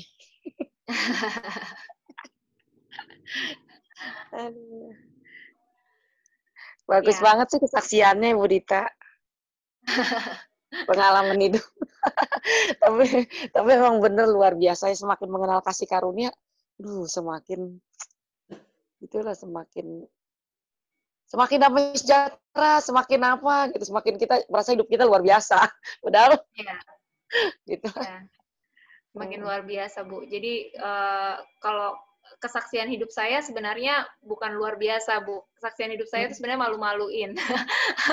tapi Tuhan yang luar biasa bisa mengubahkan kesaksian hidup saya yang memalukan itu justru pada akhirnya untuk mendatangkan kebaikan dan nama Tuhan dipermuliakan atasnya gitu loh, Bu. Dia yang luar biasa, dia bisa mengubahkan orang-orang yang hina gitu. Dia mengangkat orang-orang yang hina dari dalam lumpur dan mendudukkan kita dengan bersama-sama dengan para bangsawan. Itu kan luar biasa banget ya Bu ya. Jadi dia bisa memakai hal-hal yang buruk sekalipun, yang si jahat bisa merekarkan kejahatan dalam hidup kita, tapi Tuhan yang luar biasa yang kita sembah, dia bisa mengubahkannya untuk mendatangkan kebaikan pada akhirnya gitu. Jadi yang wow itu Tuhan Yesusnya, Bu. Amin. Yang luar biasa itu Tuhan Yesusnya. Padahal enggak, maksudnya kok pinter ngajar banget gitu loh. Enggak lah, Bu. Tadinya malu-malu ya. Enggak, ini yang luar biasa yang nyiapin bahan, Bu. Yang luar biasa dari dan firman Tuhan itu memang luar biasa ya, Bu. Firman Udah Tuhan nyerocos mulu, enggak, maksudnya ngajarnya jelas, poinnya ini gitu loh. Itu makan talenta ya. Banyak bener loh. Ada orang kalau nggak tahu ya itu kan kasih karunia Tuhan juga. Kita tahu potensi kita, jadi kita istilah percaya diri, kembangin. Banyak katanya talenta yang paling banyak itu ada di kuburan. Orang sampai mati nggak tahu dia potensi dia, hartanya. Orang Kristen ya harta yang terpendam, potensi kita. Yesus yang hebat. Kadang-kadang sampai di kuburan banyak sekali potensi. banyak yang nggak sadar ya Bu, karena kita nggak kenal Tuhan dengan benar, tahu gitu, benar-benar nggak kenal identitas kita dengan benar, akhirnya kita jadi kena tipu muslihat terus sama si jahat. Kita mikir kita korban terus gitu. Jadi waktu masalah datang kita mikir kayak kita nggak berdaya, kita nggak bisa melakukan apa-apa gitu, kayak seolah-olah kayak kita diikat rantai gitu, kayak kita nggak bisa ngapa-ngapain gitu. Padahal salah besar. Padahal kebenarannya adalah karena satu orang yaitu Yesus Kristus, kita bisa hidup dan berkuasa dan kita bisa memerintahkan belenggu-belenggu yang ada dalam hidup kita ini untuk terlepas gitu. Jadi sayang banget kalau banyak anak-anak Tuhan yang hidup dalam kekalahan, yang hidup dalam penjara yang dibuat sendiri gitu ya, kayak penjara kepahitan, penjara amarah, penjara dendam, penjara underestimate diri gitu ya, memandang rendah diri sendiri, memandang rendah orang lain. Itu penjara-penjara yang dibangun sendiri yang akhirnya membuat hidupnya nggak berkuasa. Iya, padahal firmannya percaya aja ya. Percaya firman kan ditulis ya. Udah ditulis di firman ya. Itu tadi kan banyak ya. Tuhan yang memampukan kita, kasih karunia memampukan kita lah untuk jadi orang luar biasa. Karena Tuhan luar biasa. Hidup kita. Lalu pertanyaan berikutnya nih. Apakah waktu kita mengenal kasih karunia, kita kemudian jadi orang yang malas? Ya, jadi orang yang kemudian enggan untuk melakukan segala sesuatunya. Karena ada orang-orang tertentu yang begitu mereka dengar berita tentang kasih karunia, mereka berkata, kan semuanya otomatis. Semuanya otomatis. Jadi kita udah nggak perlu lagi melakukan segala sesuatunya, karena semuanya otomatis. Ya, gimana pendapat kita tentang hal ini? Ibu, saya Shalom, Ibu, boleh saya saya malah mau nanya, Bu. Saya bukan mau menanggapi, tapi saya mau nanya tadi. Nanya aja. Boleh saya nanya, Bu? Boleh, Pak. Oke, gini, Bu. Shalom semua. Shalom. Sorry ya, saya nggak bisa pakai video karena maksudnya saya mungkin saat ini pakai audio aja dulu. Tidak mengurangi rasa respect, tapi saya mungkin lebih karena saya lagi sama keluarga, jadi saya pikir agak lebih nyaman kalau pakai audio aja. Oke, saya mau nanya masalah tadi ada Ibu menyinggung masalah kasih manusia tidak mempengaruhi kasih Allah gitu. Nah, ini kita berbicara dalam konteks setelah menerima Yesus ya. Karena gimana, Pak? Maaf. Kita berbicara konteks tentang dalam konteks sudah menerima Yesus ya, artinya sudah percaya. Jadi nggak ada lagi kehidupan di masa lalu ya maksudnya. Jadi karena minggu lalu Ibu membahas tentang upah. Jadi dari apa yang kita lakukan atau track record. Jadi upah itu berbicara tentang track record ya. Di situ saya mau kaitkan bahwa otomatis ada bonus dari kasih Tuhan. Jadi ada semacam tambahan kasih Tuhan mungkin yang awalnya hanya sekedar selamat, kita mendapat tambahan kasih Tuhan yang bikin dia ada bonus-bonus istilahnya upah, Bu.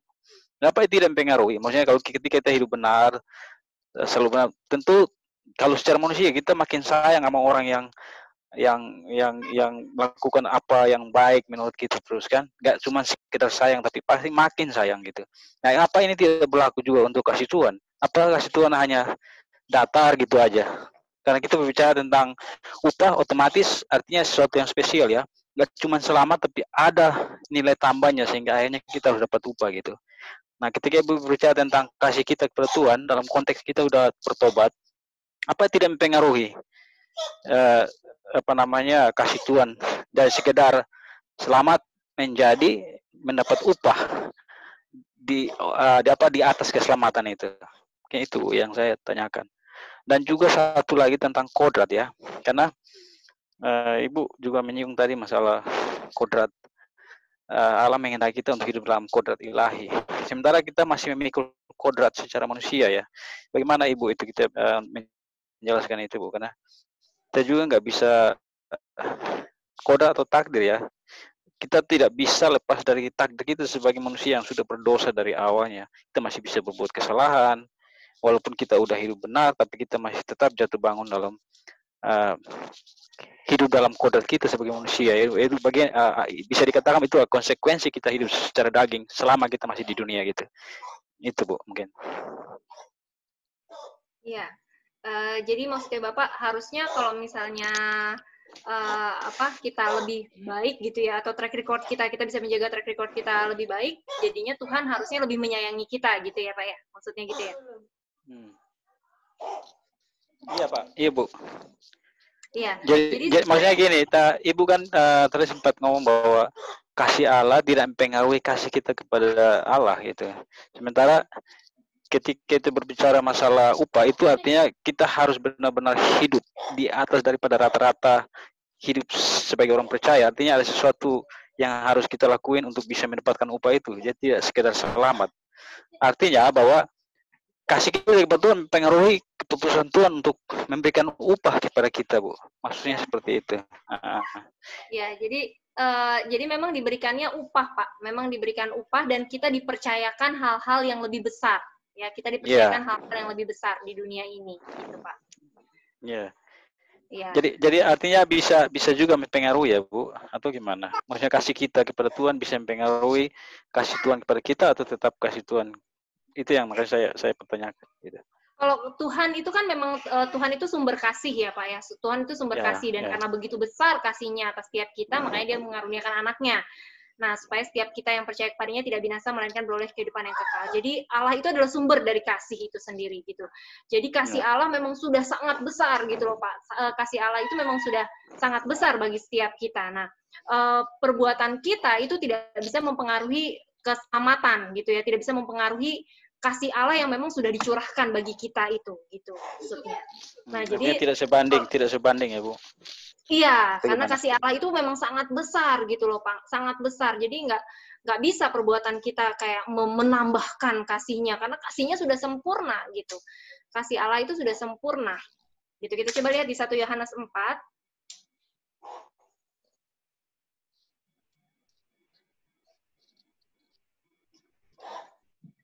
1 Yohanes 4 ayat yang ke-10, Pak. Iya.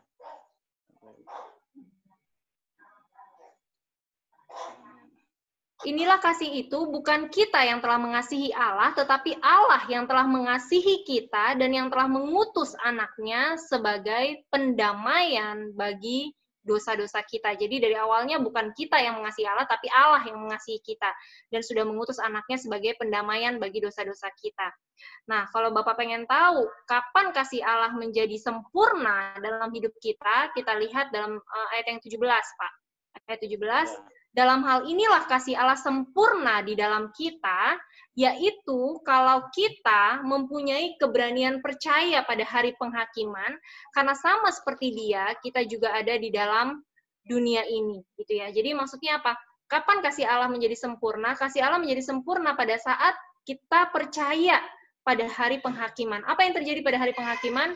Yaitu Yesus yang menjadi pembela kita, gitu ya Pak. Jadi artinya kasih Allah itu sudah sempurna di dalam pribadi Yesus, di dalam karya Yesus di atas kayu salib itu, gitu Pak. Oke, itu yang kedua Bu, masalah kodrat itu Bu. Ya, nah justru karena itulah kalau kita kembali tadi ya di 2 Petrus 1, kita coba lihat di slide yang sebelumnya. Bentar ya, Pak.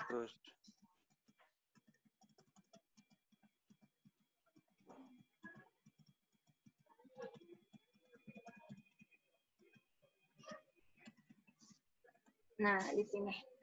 2 Petrus 1 ayat yang kedua, Pak. Justru karena itu kita harus sungguh-sungguh berusaha untuk menambahkan kepada iman apa, Pak? Kebajikan. Kepada kebajikan pengetahuan, kan gitu ya, Pak ya? Ya. Ya. Dan kepada pengetahuan, penguasaan diri dan selanjutnya gitu ya. Nah, justru karena itulah supaya kita bisa, nih kalau kita baca dari ayatnya ini ya, Pak. Tadi kalau kita lihat di 2 Petrus 1 ayat yang kelima, justru karena itu kita harus dengan sungguh-sungguh berusaha untuk menambahkan kepada iman, kebajikan, dan seterusnya. Karena apa? Karena kita mengetahui bahwa kita menerima janji Allah yang berharga dan yang sangat besar, dan kita ikut ambil bagian dalam kodrat ilahi, gitu ya. Nah, gimana caranya? Gimana caranya supaya kita bisa menyadari bahwa kita ikut ambil bagian dalam janji Allah yang berharga dan sangat besar, dan kita bisa ikut ambil bagian dalam kodrat ilahi? Caranya adalah di ayat yang pertama dan di ayat yang kedua dan ayat yang ketiga ini, Pak. 2 Petrus 1 ayat yang kedua. Kasih karunia dan damai sejahtera melimpahi kamu oleh pengenalan akan Allah. Jadi waktu kita mengenal Allah dengan benar, Pak, waktu kita mengenal Allah dengan benar, pada saat itulah kita bisa menyadari bahwa kita hidup di dalam janji-janjinya yang berharga dan yang sangat besar, dan kita ikut ambil bagian dalam kodrat ilahi. Gitu. Jadi inilah yang disebut sama Pak Susilo, kita perlu mengkhotbahkan Injil kepada diri kita sendiri gitu, Pak. Kita perlu mengingatkan kepada diri kita sendiri, mengkhotbahkan Injil. Injil itu apa? Injil itu adalah kabar baik. Kabar baik tentang apa?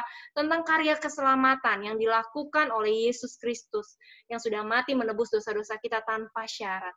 Nah, kita perlu mengingatkan kembali kepada diri kita sendiri tentang kasih karunia ini, Pak.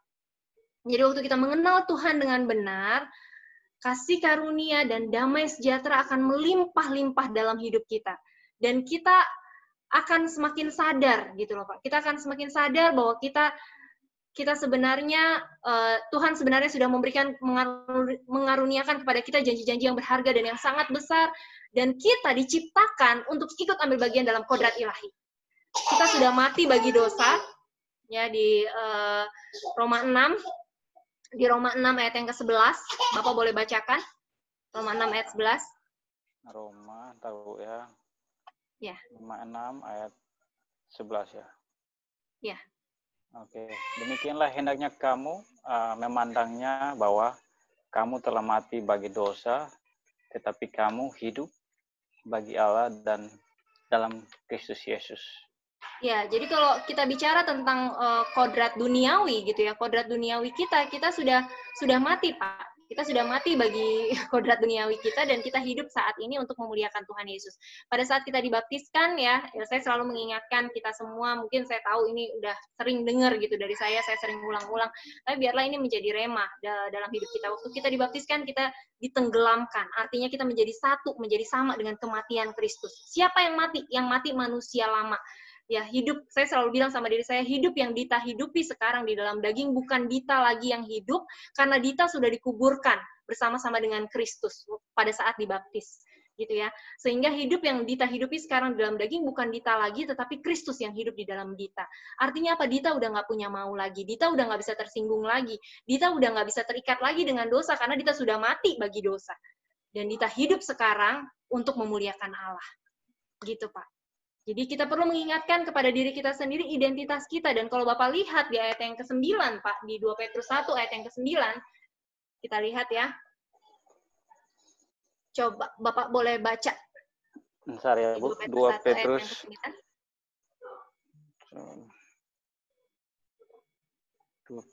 1 ayat 9 ya, Bu? Ya. Tetapi barang siapa tidak memiliki semuanya itu, ia menjadi buta dan picik, karena ia lupa bahwa dosa-dosanya yang dahulu telah dihapuskan. Ya, jadi kalau kita kayaknya susah gitu ya Pak, kadang-kadang kita kan ngerasa kan, kok susah ya mau hidup dalam kodrat ilahi gitu ya. Kok susah ya mau menambahkan kepada iman kebajikan, kepada kebajikan pengetahuan, kepada pengetahuan penguasaan diri. Kadang-kadang kita nggak bisa menguasai diri, kadang kita bisa marah gitu. Kepada penguasaan diri, ketekunan. Kadang kita hari ini janji kita mau tekun, tapi besokannya kita menyadari kita nggak mampu untuk jadi orang yang tekun dengan usaha kita gitu ya. Kepada ketekunan, kesalehan. Kita ngerasa kita nggak mampu saleh. Kepada kesalehan, kasih akan saudara-saudara. Kepada kasih akan saudara-saudara, kasih akan semua orang. Gitu ya. Kalau kita nggak bisa memiliki semuanya itu artinya kita perlu mengingatkan kepada diri kita bahwa dosa-dosa kita yang terdahulu sudah diampuni oleh Tuhan. Itu aja, Pak. Jadi ingetin aja diri kita lagi tentang identitas kita, gitu. Tentang identitas kita di dalam Tuhan, bahwa dosa-dosa dan kesalahan kita sudah diampuni oleh Tuhan, dan kita dikuduskan, ya. Ibrani 10 ayat 10, Pak, boleh dibaca. Ibrani 10 ayat yang 10. Coba ya, Bu. Ibrani 10 ayat 10. Iya. Dan karena kehendaknya, inilah kita telah dikuduskan satu kali untuk selama-lamanya oleh persembahan tubuh Yesus Kristus. Ya, jadi Bapak sudah dikuduskan berapa kali? Satu kali dan untuk selama-lamanya. Iya, jadi posisi Bapak hari ini adalah, sekalipun Bapak berbuat dosa, Bapak tidak pernah kehilangan identitas Bapak bahwa Bapak adalah orang kudus. Gitu. Nah, kadang-kadang yang jadi masalah kan waktu kita buat salah, kita langsung limbung kan, kita lupa identitas. Kita ngerasa kita bukan lagi orang kudus. Merasa gitu. bersalah dan menuduh. Ya, dan itu yang bikin kita jauh. Betul. Ya, dihantui rasa bersalah. Tapi kita perlu mengingatkan kepada diri kita sendiri bahwa kita sudah dikuduskan oleh pengorbanan darah Kristus satu kali untuk selama-lamanya. Ayat 14-nya, Pak. Ibrani 10 ayat 14. Nah, taruh ya. Ya. Sebab oleh satu korban saja ia telah menyempurnakan untuk selama-lamanya mereka yang ia kuduskan. Ya, jadi Bapak bukan cuma dikuduskan aja, tapi Bapak juga sudah disempurnakan, Pak. Jadi Bapak sempurna. Di mata Tuhan Yesus Bapak tanpa cacat celah. Sempurna. Ya, jadi nggak cuma dikudusin aja kita, tapi disempurnakan. Terus ayat yang ke-17-nya, Pak. Ayat 17, dan aku tidak lagi mengingat dosa-dosa dan kesalahan mereka. Ya, jadi Tuhan udah nggak ingat-ingat dosa-dosa dan kesalahan kita yang jadi masalah. Kadang-kadang Tuhannya udah melupakan dosa-dosa kita, kitanya yang gagal move on, Pak. Kitanya yang masih ingat terus sama dosa-dosa kita, terus kita masih bawa-bawa terus dosa-dosa kita, terus kita masih ingetin Tuhan terus akan dosa-dosa kita, gitu ya. Atau ingetin diri kita tentang dosa-dosa kita. Padahal Tuhan sudah nggak ingat-ingat lagi dosa-dosa kita. Gitu, Pak. Makanya kita disebut orang yang berbahagia, Pak. Coba lihat di Roma 4 ayat yang ke-6. Roma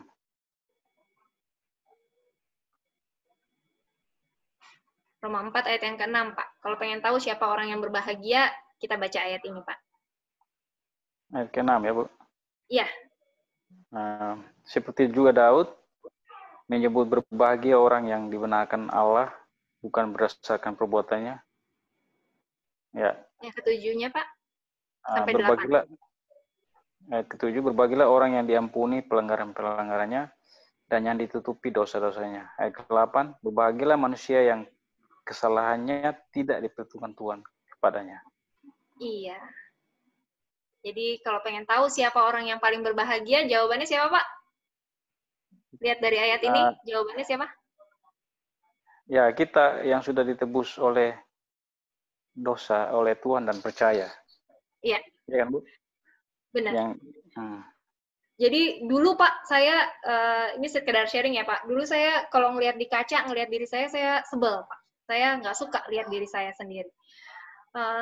Begitu saya lihat diri saya di kaca, saya nggak betah lama-lama gitu. Tapi sekarang gitu ya, saya ngelihat diri saya melihat saya adalah orang yang paling bahagia. Kenapa? Karena saya begitu disayang Tuhan. Karena dosa-dosa dan pelanggaran saya, Tuhan nggak perhitungkan kepada saya. Gitu. Jadi kasih karunia ini dampaknya luar biasa banget gitu, Bapak. Luar biasa banget. Dan kalau kita, Bapak masih ada pertanyaan atau gimana? Enggak lah. Cuma saya mau bilang bahwa ini rasa bersalah ketika kita masih tetap sering jatuh dalam dosa ini kadang-kadang membuat kita kadang merasa minder, dan ini semacam batu sandungan yang kadang bikin kita kadang ada yang harus, maksudnya ada yang memilih bangkit lagi dan ini, tapi ada yang memilih mundur dan jauh dari Tuhan. Ini kayak ya, apa namanya, kadang-kadang saya juga merasa bahwa ketika saya masih berbuat salah, saya merasa nggak layak lagi untuk kayak beribadah atau datang berdoa kepada Tuhan, karena saya pikir apa maksudnya, apa manfaatnya ketika saya masih berdosa, saya tekun untuk melakukan hal-hal yang Tuhan inginkan, ya beribadah, tapi saya masih saja melakukan dosa yang maksudnya ketika saya berbuat salah atau berbuat dosa, saya sama sekali tidak mengingat firman Tuhan. Itu yang kadang-kadang bikin rasa bersalah dan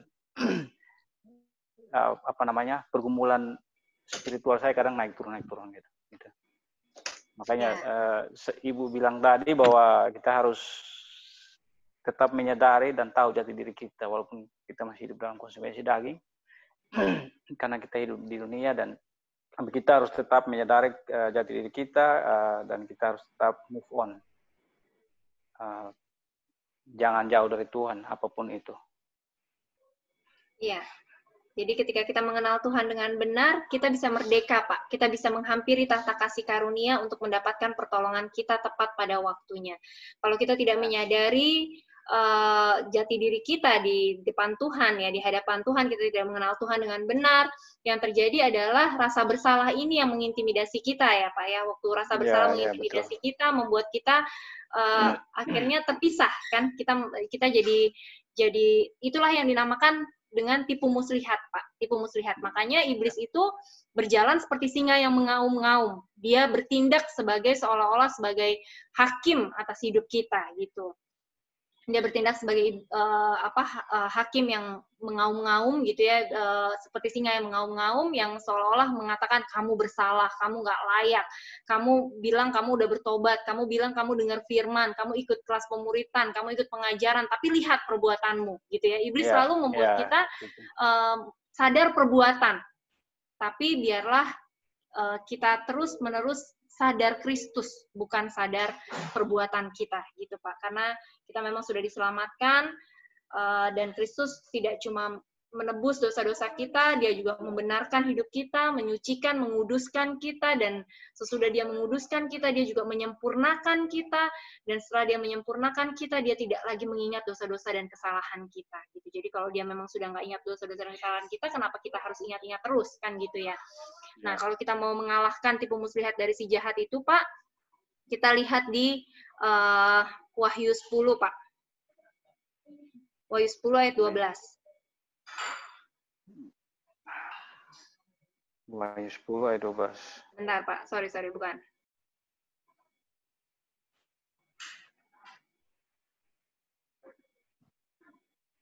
Wahyu 12 ayat 10, kebalik. Ya. Ayat 12 ayat 10. Ya. Oke, beginilah firman Tuhan. Pada hari Tuhan, aku dikuasai roh, dan aku mendengar dari belakangku suatu suara yang nyaring seperti bunyi sangkakala. Benar ya.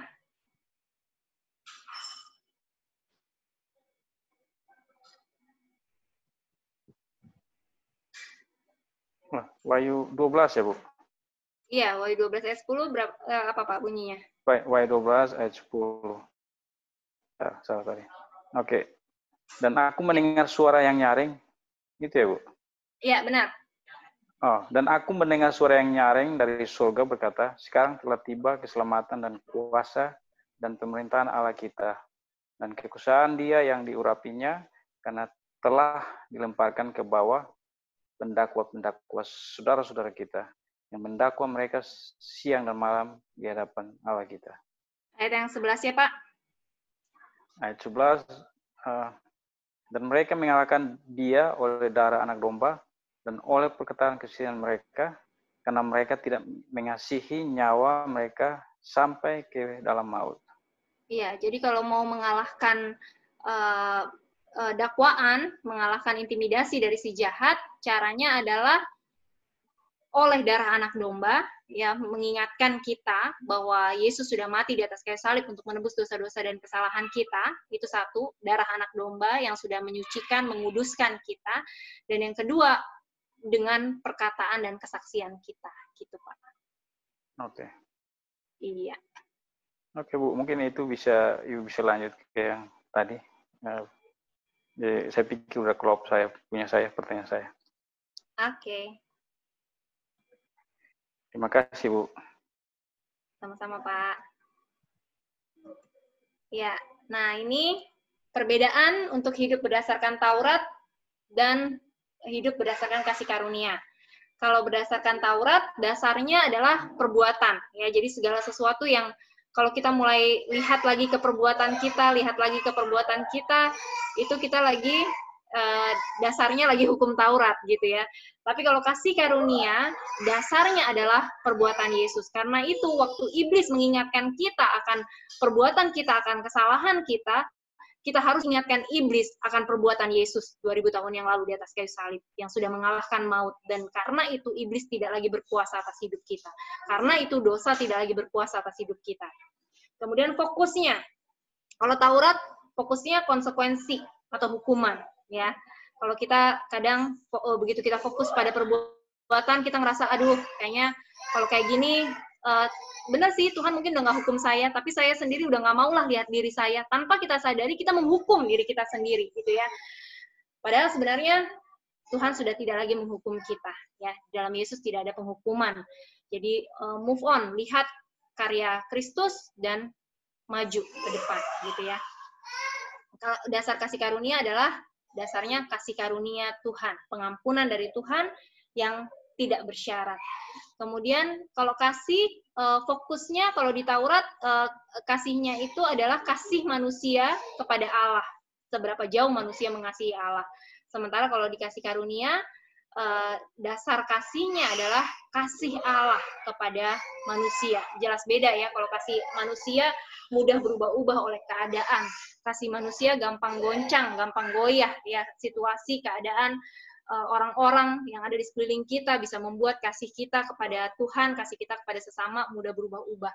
Tapi kalau dasar kita adalah kasih Tuhan yang dulu, sekarang, sampai selama-lamanya nggak pernah berubah, maka kita hidup tenang ya, kita hidup tenang dan kita akan lebih bisa mengasihi sesama.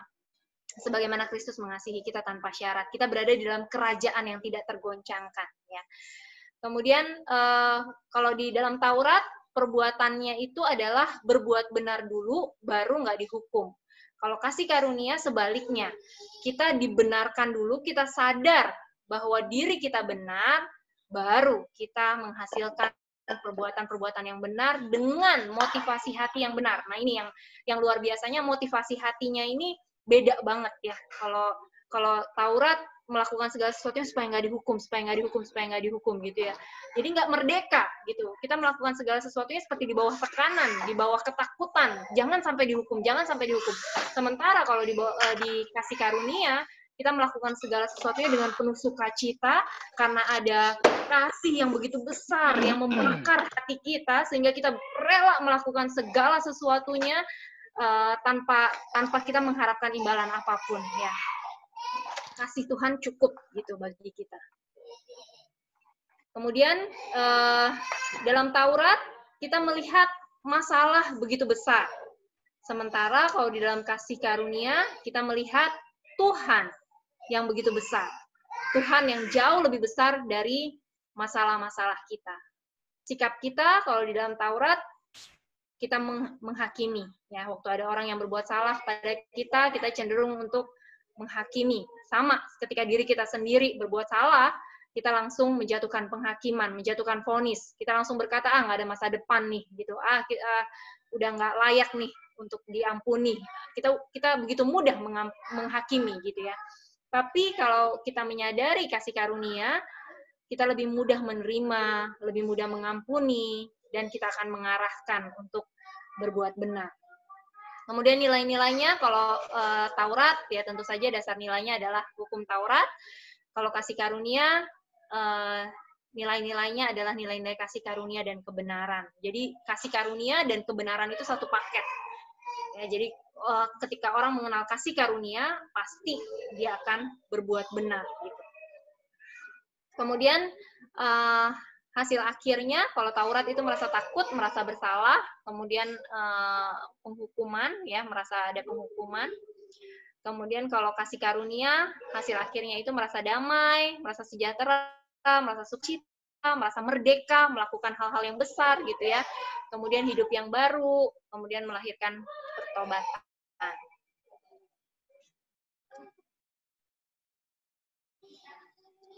Nah, ini kita boleh diskusi nih. Gimana sih caranya supaya kebiasaan buruk bisa hilang? Ada yang tahu nggak? Hati-hati dan bergaul. Hati-hati dalam Bergaul. Harus hati-hati dalam bergaul. Ada yang punya jawaban yang lain? Gimana caranya supaya kebiasaan buruk bisa hilang?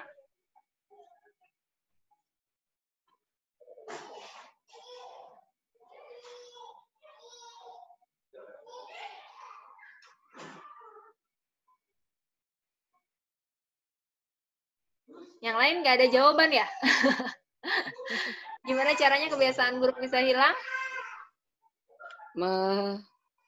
Melakukan kebiasaan-kebiasaan yang baik. Melakukan kebiasaan-kebiasaan yang baik. Ya, ada beberapa orang yang berkata susah sekali mau bebas dari kebiasaan buruk ya. Udah dilakukan berbagai macam cara, tapi tetap aja nggak hilang-hilang. Nah, kalau kita mau menghilangkan kebiasaan buruk, caranya adalah jangan ingat kebiasaan buruk ya. Kalau kita bilang jangan ingat angka 0, jangan ingat angka 0, maka secara otomatis yang muncul dalam pikiran kita adalah angka 0 ya. Padahal kan udah dibilang jangan ingat angka 0, jangan ingat angka 0, tapi yang diingat adalah angka 0. Nah, waktu kita berusaha jangan ingat kebiasaan buruk, jangan ingat kebiasaan buruk, banyak orang yang berkata gitu ya. Kalau kamu pengen berhenti dari rokok misalnya, jangan ingat rokok gitu ya. Tapi yang terjadi adalah ketika dia terus-menerus mengulang-ulang jangan ingat, sekalipun dengan kata jangan ya, yang terjadi adalah justru dia sedang mengingatkan dirinya akan kebiasaan buruk. Gitu ya. Jadi, cara menghilangkan kebiasaan buruk, sebenarnya kalau kita lihat, situasi orang-orang dan barang yang ada di sekitar kita, ini membuat kita memiliki kepercayaan, ya, kepercayaan yang salah, dan ketika kepercayaan itu salah, menghasilkan pikiran yang salah. Waktu pikiran kita salah, yang terjadi adalah kita akan merasa emosi atau timbul konflik di dalam batin kita. Dan waktu konflik itu terjadi, maka tindakan kita juga menjadi salah. Tadi waktu kita jangan ingat angka 0, jangan ingat angka 0, jangan ingat angka 0, yang terjadi adalah hal itu akan muncul menjadi kepercayaan kita, gitu ya. Menjadi kepercayaan kita, pikiran kita pun jadi salah, dan akhirnya timbul konflik, timbul emosi, dan akhirnya membuat kita bertindak dengan salah. Jadi kalau kita ingin bebas dari kebiasaan buruk, caranya sederhana sebenarnya.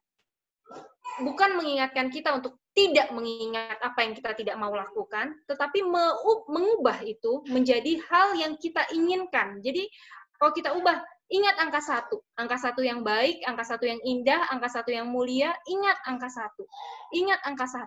Dan waktu kita mengingatkan diri kita akan hal-hal yang benar, maka yang terjadi adalah timbul kepercayaan yang benar, pikiran yang benar, emosi di dalam hati kita pun jadi benar, dan tindakan yang kita lakukan pun akan menjadi tindakan yang benar.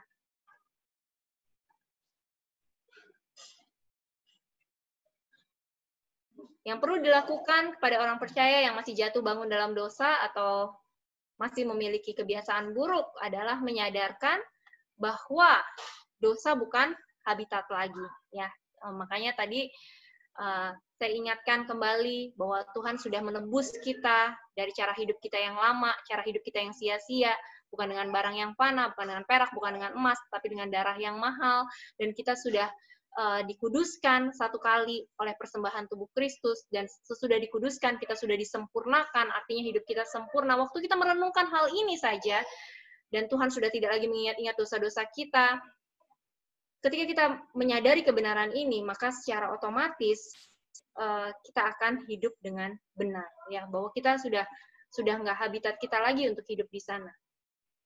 Roma 6 ayat 1 dikatakan, jika demikian apakah yang hendak kita katakan, bolehkah kita bertekun dalam dosa supaya semakin bertambah kasih karunia itu? Sekali-kali tidak. Bukankah kita telah mati bagi dosa? Ingatkan diri kita bahwa kita sudah mati bagi dosa. Bagaimanakah kita masih hidup di dalamnya? Atau tidak tahukah kamu bahwa kita semua yang telah dibaptis dalam Kristus telah dibaptis dalam kematiannya? Dengan demikian, kita telah dikuburkan bersama-sama dengan Dia oleh baptisan dalam kematian, supaya sama seperti Kristus telah dibangkitkan dari antara orang mati oleh kemuliaan Bapa, demikian juga kita akan hidup di dalam hidup yang baru. Nah, jadi kita sudah hidup di dalam hidup yang baru, gitu ya. Nah, ayat 11 dikatakan, demikianlah hendaknya kamu memandangnya, bahwa kamu telah mati bagi dosa, tetapi kamu hidup bagi Allah dalam Kristus Yesus.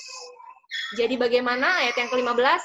Apakah kita akan berbuat dosa? Karena kita tidak berada di bawah hukum Taurat, tetapi di bawah kasih karunia? Sekali-kali tidak. Jadi habitat kita bukan dosa. Ya, kita sudah mati bagi dosa, dan kita saat ini hidup kita untuk memuliakan Allah. Kemudian yang kedua, kita adalah orang benar, orang yang kudus, karena kita telah ditebus, dibenarkan, dan dikuduskan oleh darah Yesus. Efesus 1 ayat yang ke-7 dikatakan, sebab di dalam Dia dan oleh darahnya kita beroleh penebusan, yaitu pengampunan dosa menurut kekayaan kasih karunia-Nya yang dilimpahkannya kepada kita dalam segala hikmat dan pengertian. 1 Petrus 1 ayat 18-19 ya, kita tahu kita ditebus dengan cara hidup kita yang sia-sia, yang kita warisi dari nenek moyang kita, bukan dengan barang yang fana, bukan pula dengan perak atau emas, melainkan dengan darah yang mahal, yaitu darah Kristus, yang tidak bernoda dan tidak bercacat. Kemudian kita adalah ciptaan yang baru di dalam Yesus. Kita ciptaan yang baru, yang lama sudah berlalu, yang baru sudah datang. Jadi kalau kita di rumah baru, kita nggak mau bawa barang-barang rongsok dari rumah lama, biasanya gitu ya. Nah, kalau kita menyadari bahwa hidup kita sudah hidup yang baru, kita adalah ciptaan baru di dalam Yesus, bahkan Dia yang tidak mengenal dosa, telah dibuat menjadi dosa karena kita, supaya di dalam keberdosaan Yesus, kita dibenarkan oleh Allah, kita sudah menjadi orang-orang yang benar, orang yang baru. Kalau kita sadar di sana, kita pasti akan hidup sesuai dengan identitas kita itu. Kemudian yang keempat, ingatkan diri kita bahwa kita diciptakan untuk melakukan pekerjaan-pekerjaan yang baik. Kita diciptakan untuk melakukan pekerjaan yang baik. Efesus 2 ayat 10 ya. Kemudian di 2 Petrus 1 ayat 4, 1 Korintus 15 ayat yang ke-10. Nanti boleh dibuka ayatnya. Kemudian yang terakhir, menjaga pergaulan yang tadi Bu Mifong bilang. Ya, jaga pergaulan kita. Pergaulan kita punya pengaruh terhadap hati dan akhirnya bisa mempengaruhi masa depan kita. Situasi, orang-orang, keadaan, firman yang kita dengar ini mempengaruhi pikiran, perasaan, dan keinginan kita. Kemudian pikiran dan perasaan dan keinginan kita ini pengaruh ke keyakinan kita. Dari situ mempengaruhi keputusan kita, dari keputusan pengaruh ke tindakan kita, kemudian mempengaruhi karakter, dan akhirnya mempengaruhi masa depan kita. Nah, hubungan antara hati dan roh yang baru ini, kita lihat di Yeskiel 36 ayat 26, firman Tuhan berkata, kamu akan kuberikan hati yang baru dan roh yang baru di dalam batinmu, dan aku akan menjauhkan dari tubuhmu hati yang keras, dan kuberikan kepadamu hati yang taat. Nah, kata hati di sini sebenarnya berbicara tentang jiwa, pikiran, perasaan, dan kehendak kita. Kita lihat di Amsal 4 ayat 23, jagalah hatimu dengan segala kewaspadaan, karena dari situlah terpancar kehidupan.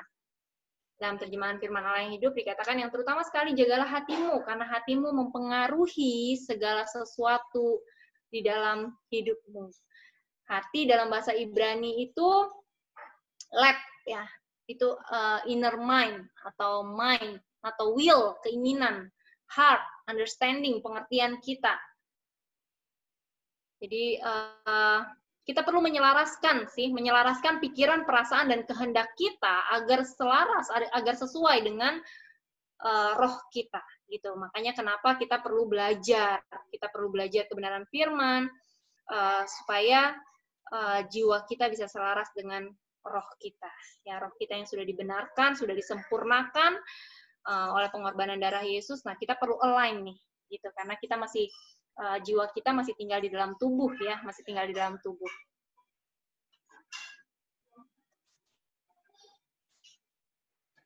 Jagalah hatimu dengan segala kewaspadaan, karena dari situ terpancar kehidupan. 1 Petrus 1 ayat 23 dikatakan, karena kamu telah dilahirkan kembali bukan dari benih yang fana, tetapi dari benih yang tidak fana oleh firman Allah yang hidup dan yang kekal. Nah, hal-hal yang perlu kita jaga, kita perlu menjaga pergaulan kita perlu menjaga perasaan kita, emosional kita perlu menjaga pikiran kita, dan menjaga keinginan.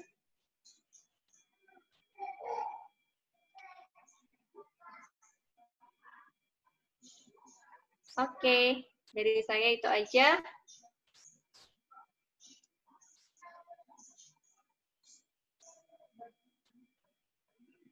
Wahyu 22 ayat 21, kasih karunia Tuhan Yesus menyertai kamu sekalian. Iya, dari Pak Gembala mungkin ada yang mau ditambahkan?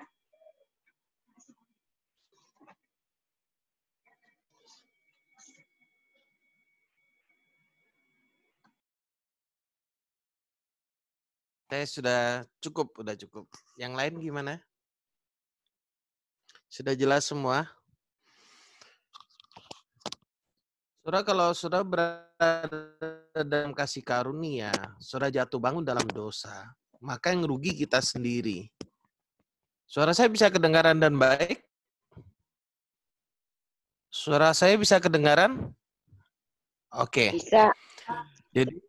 Jadi kerugian kalau kita sudah mengenal kasih karunia, kita jatuh bangun dalam dosa. Yang pertama, kita akan mudah kena intimidasi. Kita akan mudah untuk dihakimi. Yang kedua, kita tidak akan mendapat kepercayaan yang lebih besar. Jadi saudara jangan berpikir karena kasih karunia, pokoknya misalkan saudara malas, Tuhan tetap kasih saudara kepercayaan yang lebih besar. Enggak. Barang siapa setia dalam perkara kecil, dia akan setia dalam perkara kecil. Perkara besar. Makanya kalau kita lihat yang dikasih 5 berkembang jadi 10, mendapatkan kepercayaan yang lebih besar. Dan waktu kita tahu panggilan kita hidup dalam panggilan, maka kita turut masuk dalam kebahagiaan Tuhan kita, gitu ya. Jadi jangan sampai kita berpikir, oh kasih karunia jatuh, oh kan ada kasih karunia Tuhan, yang rugi kita sendiri kok. Selamat sih tetap selamat, tapi yang ruginya di kita.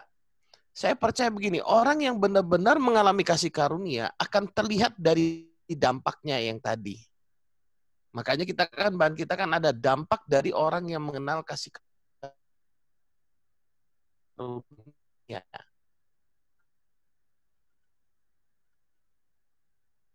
Gitu ya. Kalau nggak ada dampak, dia belum mengalami kasih karunia. Pun buahnya belum sempurna, tapi pasti ada buahnya. Nggak mungkin nggak. Jadi kalau orang mengaku mengalami kasih karunia, tapi dampaknya selalu negatif terus dalam hidupnya, itu aneh. Nah, makanya kita masing-masing yang tahu, kita nggak bisa menghakimi orang lain, kita nggak bisa menilai orang lain, tapi diri kita yang tahu siapa kita. Gitu kan? Maka kita perlu diperbarui terus. Bertobat itu setiap hari. Jadi waktu kita jatuh dalam dosa, kita itu mendukakan Roh Kudus. Bahkan kalau kita terus-menerus jatuh dalam dosa, dalam arti contoh, yang terus-menerus jatuh dalam dosa yang seringkali tanpa disadari adalah menyimpan kepahitan, misalkan. Menyimpan kepahitan selama bertahun-tahun itu mendukakan Roh Kudus. Kalau kita teruskan nanti itu memadamkan roh. Roh Kudus terus berusaha bicara sama kita loh. Tapi karena kita nggak mau mendengar lagi, hati kita yang jadi keras, sehingga kita nggak mau mendengar lagi. Jadi itu masuk dalam dosa memadamkan roh. Jadi pesan saya, mari kita menyadari kita sudah punya hati yang baru dengan segala kelemah lembutan, jaga pergaulan, jaga pikiran. Kalau mau hidup benar itu sederhana, Filipi 4 ayat yang ke-8. Semua yang baik, suci, mulia, manis, sedap dengar yang disebut kebajikan, pikirkan itu saja. Maka buah kebenaran itu akan muncul dalam hidup kita. Jadi saya ingin mengingatkan saja kalau kasih karunia bukan berarti kita dalam dosa nggak apa-apa. Memang untuk keselamatan Bapa melihat karya Yesus di atas kayu salib. Tapi untuk hidup sehari-hari kita yang harus melihat karya Yesus juga di atas kayu salib supaya buahnya itu nyata gitu ya. Kalau enggak nanti repot kita, yang rugi kita. Tidak ada orang yang hidup dalam dosa itu berbahagia. Nggak ada. Semua orang yang hidup dalam dosa itu pasti menderita. Hatinya itu loh, tidak ada ketenangan, kena intimidasi dan sebagainya. Hidup ini pilihan. Hidup ini pilihan, makanya dibutuhkan yang namanya kerendahan hati untuk kita mau dibapai, untuk kita mau dibimbing, untuk kita mau belajar mendengar di sana. Nah, kalau kita dibapain mau, dibimbing, enak kita. Makanya ikut Tuhan tuh simple, dengar, nurut baik-baik. Sudah itu saja. Kalau itu sudah ada dalam hidup kita, udah enaklah kita hidup ini. Nikmat hidup ini. Tapi kalau kita nggak mau dengar apa kata Tuhan, apa kata Bapa rohani kita yang membimbing kita, ya banyak pergumulan lah kita. Ya, mungkin itulah, mungkin. Jadi bedakan vertikal sama horizontal ya. Saya selalu menekankan ini, bedakan vertikal sama horizontal. Horizontal, kepercayaan itu orang lihat perbuatan kita. Termasuk di gereja. Dipilih orang-orang yang memang punya hati, yang dapat dipercaya dan dapat diandalkan. Di kantor juga begitu. Nah, kalau itu sudah ada, enaklah hidup kita ini. Makanya kebenaran itu utuh. Jangan seorang ngambil sepenggal-sepenggal. Nanti, yang penting kan sudah selamat, sudah selesai. Salah. Aneh di sana. Oke. Mungkin ada lagi yang lain yang mau didiskusikan?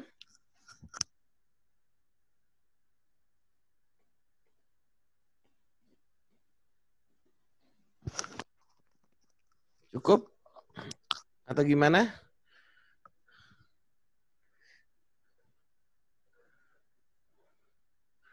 Sudah oke semua? Melkon?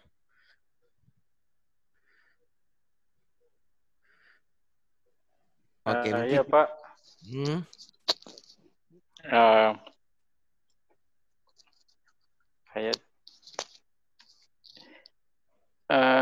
Coba lihat saya punya pertanyaan yang kemarin saya sempat rangkum.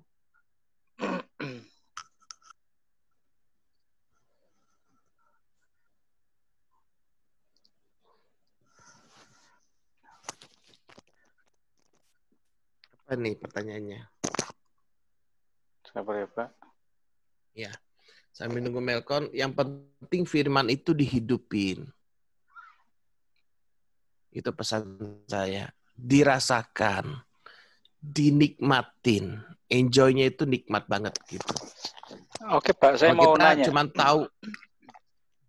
Oh ya, silakan, Pak. Kalau kita cuma tahu secara pikiran saja tapi tidak mengubah hidup kita, berarti rugilah kita. Oke, silakan. Oke, saya mau nanya masalah penguasa neraka, Pak. Iya, Pak. Iya, Pak. Halo? Ya, penguasa neraka. Penguasa neraka ini Tuhan juga, Pak ya? Bukan iblis ya? Bukan. Ya. Jadi ibaratnya kayak di dalam satu negara penjara. Ya, Pak ya? Jadi tetap pemerintah menguasai penjara itu. Jadi siapa yang bersalah? Karena ada yang berasumsi bahwa neraka itu ibarat iblis, milik iblis gitu. Jadi Tuhan menguasai surga dan iblis menguasai neraka. Tempat iblis jadi menyiksa. Ya. Iya, jadi istilahnya kalau upah dari orang yang berbuat dosa itu adalah neraka yang merupakan akhir daripada itu hidup dalam kedagingan, Pak. Jadi itu yang saya mau itu. Karena orang-orang ada yang pikir. Saya pernah dengar juga ada khotbah bahwa penguasa neraka itu adalah iblis gitu. Makanya saya hanya ingin tanyakan itu. Iya. Jadi aneh itu. Itu kurang mempelajarin lebih dalam. Mungkin karena terlalu banyak cerita fiksi di sana, iblis nangkap, iblis nyiksa, motong-motong, dan sebagainya. Itu kan mitos yang berada di luar. Kalau di Alkitab jelas, neraka itu tempatnya iblis dan malaikat-malaikatnya. Dan iblis di neraka itu disiksa, bukan menyiksa. Ini yang harus jelas. Iblis di neraka itu disiksa, bukan menyiksa. Dengan apinya itu dia tersiksa di sana. Dengan begitu hebatnya. Jadi nggak ada iblis yang menyiksa kita di neraka, nggak ada. Menyiksa manusia di neraka nggak ada. Orang yang masuk neraka mau iblis, mau manusia, mau malaikat-malaikatnya iblis, mau setan-setan, semuanya tersiksa di sana. Jadi pada akhirnya kembali kepada yang punya kuasa atau otoritas penuh ya. Dia menghukum segala sesuatu yang sesuai dengan perbuatan. Dari sana kita melihat bahwa hanya satu power saja, power Tuhan itu yang ilahi itu. Bahkan ini kan juga disiksa di sana. Ya. Kalau yang masuk neraka karena iman. Karena iman. Jadi kalau mereka yang tidak beriman masuk neraka. Ya, orang tidak beriman pasti perbuatannya juga perbuatan orang yang tidak beriman. Kan munculnya kan gitu. Makanya orang beriman akan memunculkan buahnya adalah perbuatan dari iman itu, orang-orang benar itu. Ya. Jadi dasarnya itu iman. Masuk neraka atau surga itu dasarnya iman. Iman berdasar Tuhan salah atau iman? Nah, iman yang benar pasti disertai dengan perbuatan. Karena iblis juga percaya hanya ada satu Allah. Iblis juga percaya loh. Iblis tahu hanya ada satu Allah. Tapi dia nggak mau menyerahkan hidupnya kepada Allah. Dia mau menjadi sama seperti Allah kan.